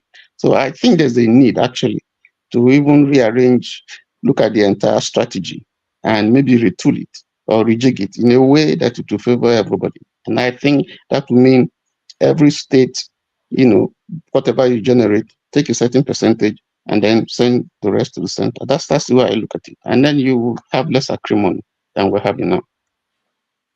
Can I just make a quick interjection that it's going to be quite important. From what I gather, the US is going to be very quick. The US federal allocation in terms of resources, the US government actually consumes far more revenues than Nigeria in terms of percentages. From what I gather, they consume. Let me get the precise figures that was given here. They take up about 50 to 60% of the revenue generated in America versus 40 to 35, while in Nigeria it's 50-something%. And this tax proposal they are trying to bring forward now is going to even reduce the share of the federal government to 40-something%, even further. And I think when we are talking about this, is we have to be careful what we are wishing for ourselves here, because we are not necessarily seeing what the American government is doing. What they do is that because they take a lot of tax from people, even if some of the states are running their own oil companies and all the rest, the federal government takes a lot of money from all the staff anyway. And that's what the northern people are thinking too, because they have a lot of workers. If those workers start working, they start taking a lot of tax, it's still going to go to the center. And so all those things is what they are thinking about, that they are getting taxed more, even if they have less resources in terms of on the ground, because the moment they start working, they will get taxed anyway. Thank you. All right, thank you. Yeah, go ahead, KJ, before we go to Man of Prestige. Okay, thank you so much. For further, let's be very careful when we're comparing what goes on in Nigeria with what goes on in the US. Because there are some states in the US where they don't even collect income tax. Okay? There are some states that have exemptions, certain these things. There are certain states that have exemptions of particular age people, different ages. Okay? There are certain states that also provide resources for certain families who cannot meet up basic obligations. So when we bring the US and throw it into Nigerian conversation, it's unequal. And that is the problem when you pick up the price of gas in Nigeria and compare with that of the US. There are certain places where these things are subsidized even further. At the end of the year, you can, if you are a businessman like myself, you can file for your tax and say, this is how much I spent on gas, and they will be refunded to you. It doesn't happen that way in Nigeria. Okay, so having said that, let me go straight to the tax reform bill. What the North is afraid of is going back to pre-independence tax structure. Yes, structure. That's what they're running away from, because they know that one was based on what you produce in your locality. There was no central collection. Now, I have a video where they were destroying beer. I don't drink beer. They were destroying beer. It's a trending video on X. They loaded it and they're using earth-moving tractors to crush those cartons of beer and those bottles. But at the end of the year, you want to collect tax. You want to collect VAT on that which you are destroying in your states. You want to collect the beer drank in Lagos, in Port Harcourt, in Benin, in Enugu. You want to collect from it. And we are saying that is not fair. And we are saying that if you don't drink beer, don't collect from the VAT on beer, because it's also haram to you. Okay? As you see me, so I don't belong to the secret courts in my community. When they are serving their beer, and no matter how tasty the pepper soup is, I can't go there and go and say, nah, let me join people today. This thing is too sweet. No, I can't go there. Once I go there to partake, they will automatically initiate me by force. Even if not, some things will happen to me that I will not like. Okay? So, sorry, before you ring your bell, I'll just hold your bell. I beg you, no verse. Now, having said that, you see, the collection is unfair. And my biggest challenge in this thing is this Eastern State governors, the governors of River State, the governors of Akwa Ibom, the governors of Cross River. These people have chains of how they can make money. Look, this year alone, there was a beach, I'm trying to remember the name before I came on this thing, that the people have discovered in Akwa Ibom, which is 45 miles. It is more white sand than any other part of West Africa. These are tourist attraction centers. If these things are brought forward and developed, which country that does not develop its waterfront? Which country? So what I thought the governors should have gone, and that's why at the beginning of this program, I say it is now how to do with people who can discuss and be able to dialogue and get something out of for their people. You can't sit before a millionaire and you're discussing and you have not come with a plan. So that if he says this is what I must get, you say this is also what I must get. If the southern governors, the eastern governors, and all the southwest governors had met and say, okay, if they demand that this thing must continue, we also demand for seaport to be started. You see, equation go balance. We will not be worried. But they go there and laugh it off. Anyway, we are friends, no problem. Your people are suffering. The Niger Delta, I did a documentary on Niger Delta. The thing today has not still been cleaned. Those people don't have fish, they don't have water to drink. It is still that same way.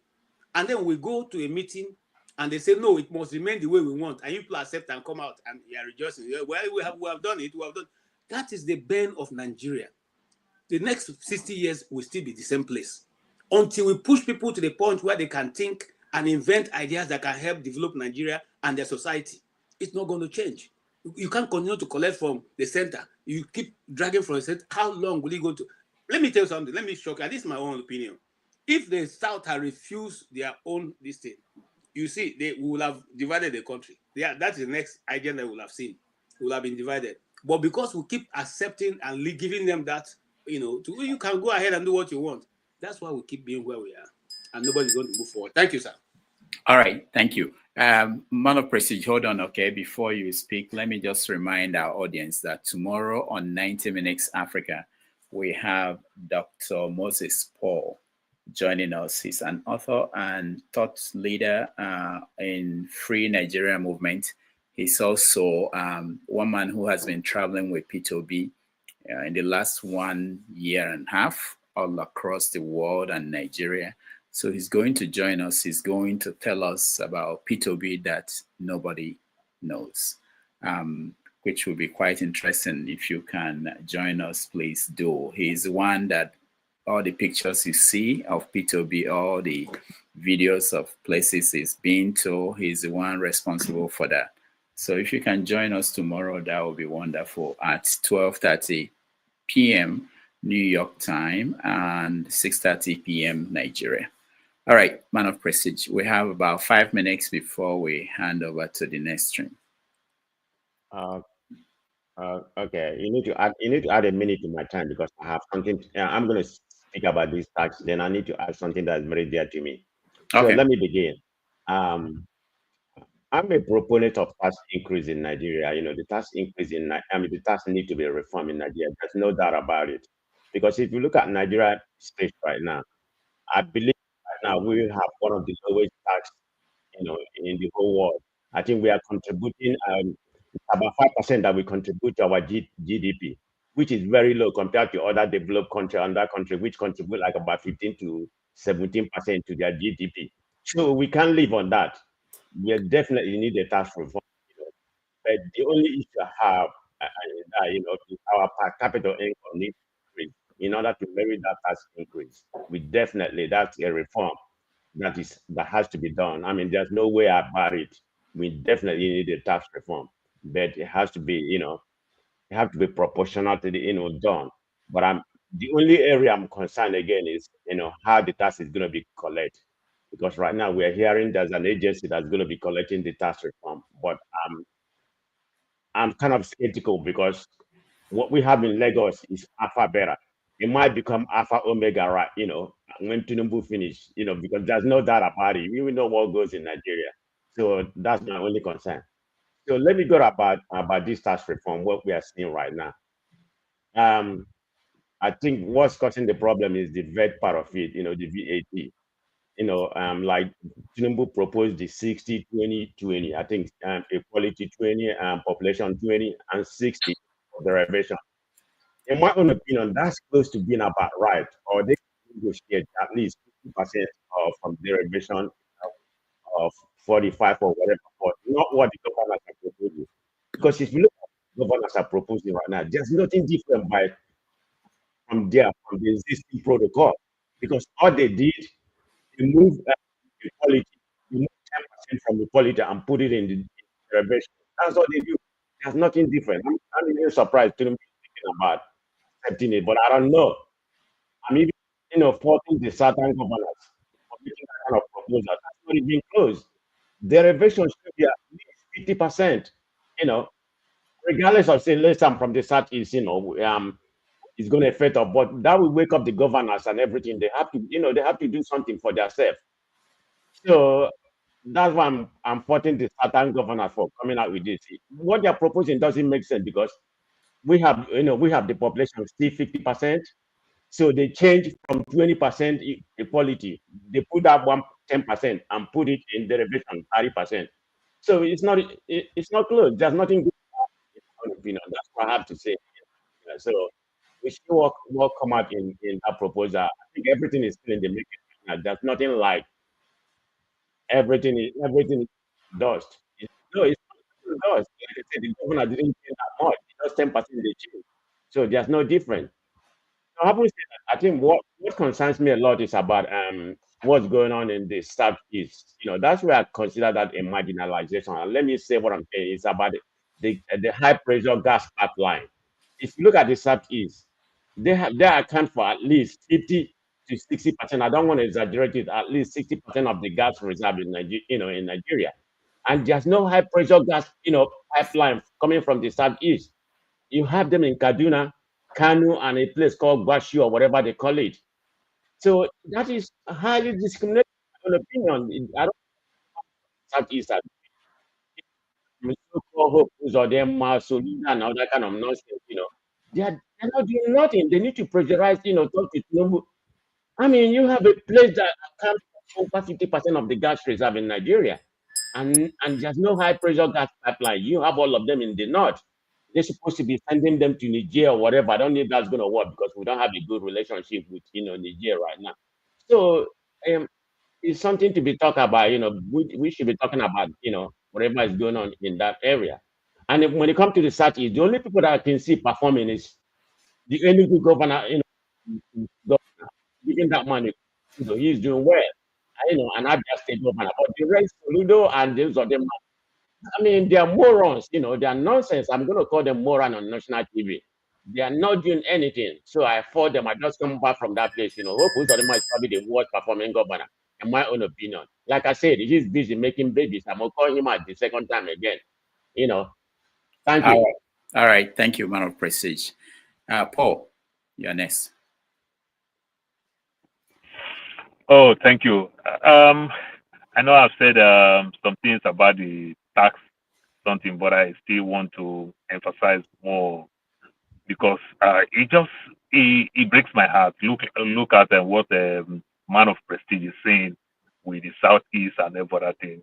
The Southeast, they have oil there, places like Imo, Abia. You understand? These things are just there. These people collect revenue. Now they add Anambra to the state. You understand? They found all these things. How much investment have we put there? You understand? What is the calculation to say, okay, we'll invest SY amount of money in this place, the next 5 years, the next 10 years, the things like that. It breaks my heart. I could remember when 2001, between the 2000 when they started giving these telecommunications license and everything, they even refused states to invest in some of those things. Some of the states had to go through indirectly to get some of this revenue. You understand? You want to sell oil block, you will not even allow states to buy some of those things. You understand? Let it even be state revenue. States have to come with all kind of corners, way and everything. We just get people who are way richer, you understand, than government. And it's not good for any economy. By the day, we are raising all these billionaires in America today. What happened to the economy? We keep having more poor people. You understand? It's not good for the economy. So until federal government will still come back and do their own needful, you understand, invest in anything that you choose to claim to say this belongs to federal government. Put some investment there. You understand, by way of even partner with the state governors and the likes. It's better. I don't understand why we can't even make 1% on gold with all the crisis that is going on in Zamfara. Where are the gold money? Where are all the lithium that they are talking about? Or is it that we are just bragging that we have all those things? We have all those coating, we have all those things. How much revenue do we make from there?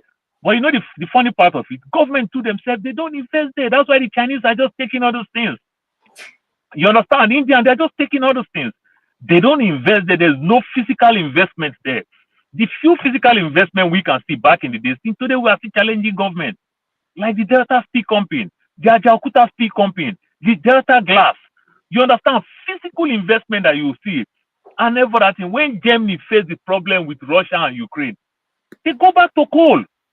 Can we go back to coal and say, let us use coal to generate power? You understand? With all the excess that we have in places like Enugu, but Enugu will still call civil servant state. At this age and time, I'm so ashamed of our federal government.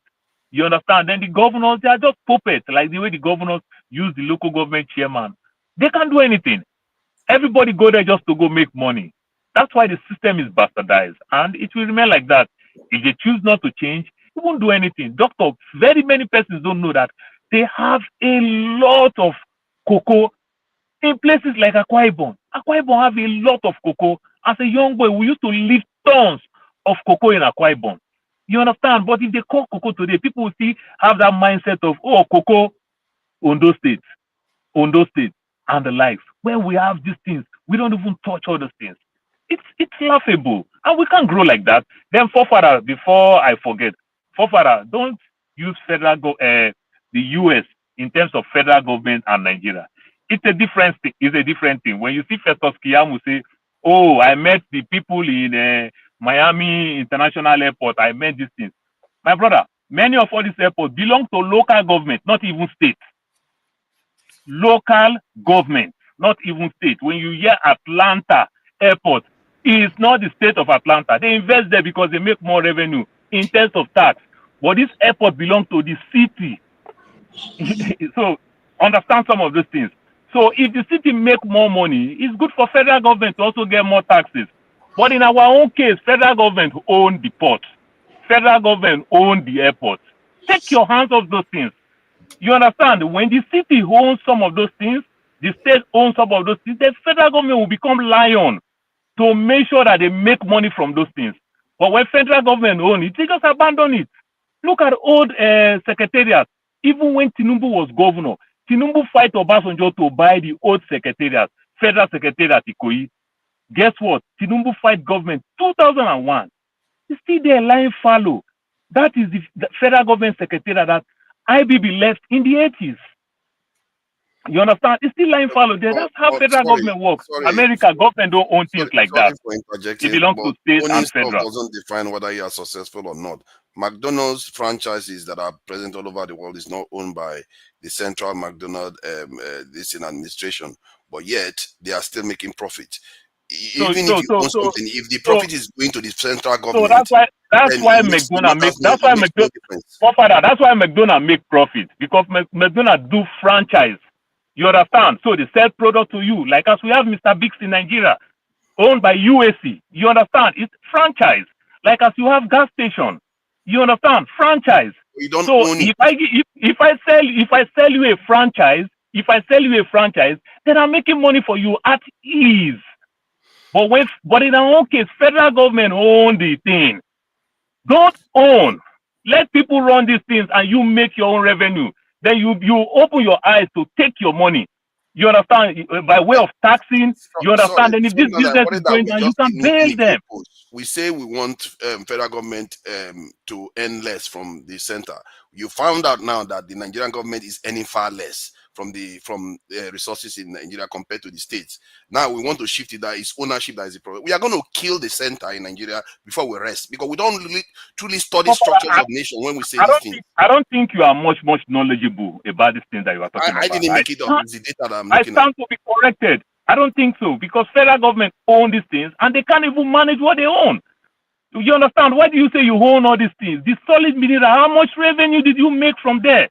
Do you know how Buhari fight us over nomadic cattle and whatever? How much revenue do we make from these things? You understand? This is what federal government is supposed to do. Help some of these businesses, then you put your eye on ground to make revenue back from it. You understand? The way they stop reducing weed in my state, they legalize weed. You understand? And they start giving people license. So people get good weed. People get the required weed that they want. I want the one that I want to take so that I can eat. The next man want the ones that they want to take so that they can eat. The other person wants the one they can use for their pain. And everything now is regulated. People can buy it for the right purpose than the one that is coming that you don't know where it's coming from, that is killing people. You understand? And my state is making $3 billion. And what did they do with the money? They started investing in schools. They build schools, build everything. Also keep some money for mental health. This is what states do. This is what federal government can do. But in our own case, federal government can't own something that they can't manage. They just hold Federal on. government is giving more money to the states compared to other, like America. Federal They government is don't. actually giving more money to Federal Nigerian government. How much federal government is making from Anambra State, the oil in Anambra State?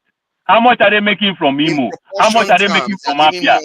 How much are they making from Edo? They just only discover, they don't invest anything there. Just to help. Fathers, no, don't help them. We are going to continue. you all can join us at the next stream where we'll continue the conversation. We have a lot of topics we didn't get to. Femi Otedola and his First Bank, they are fighting Nduka Obaigbena for the $200 million that Nduka borrowed under his company, General Hydrocarbon Limited, and has not paid back. So it's a bad loan, and that issue has led to the disappearance of the former chairman of the First Bank, Otudeko. So that's a topic to discuss. Also, we didn't touch on Seyi Tinubu, who they are clearing the way, according to some analysts, for him to be the next governor of Lagos State. So that's an issue of dynasty and whether it's possible, really, because there are other people who are running to be the next governor of Lagos State. We are saying this because the Speaker of the Lagos State House of Assembly was impeached this week, I think, and that is why that is in the news. Also, there is this Timileyin Ajayi who killed the girlfriend in Abuja, I believe. He was a gospel singer. So maybe KJ and all the church people will explain to us who should we trust now that we can trust a gospel singer. No. He has resigned from that position. All right. He left singing gospel a long time ago. We'll discuss that, and I'll bring. We are going to have that conversation. So that's what forefathers will. These are the topics forefathers will deal with when we move over to his stream. Okija, welcome to the show. We see you, but we don't have time for you to speak. We want to thank those that supported us. Alexander Gomez, AB, we want to thank you for your support. Emmanuel Johnson, Nana Bash, thank you so much. Kulata, thank you. For those, we didn't take any break today for straight 3 hours. So that's how intense it was. So hopefully, everybody will switch over to join forefathers as we continue the conversation. Once again, thank you all for joining us. Let me just be nice. Okija, just one word from you.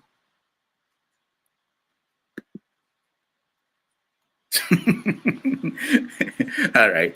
His audio. This guy works in high tech, not even tech. You know, some people work in tech. He works in high tech, but he comes here, he can't even get his audio in order. Okija, we appreciate you. Thank you so much. Let's go up and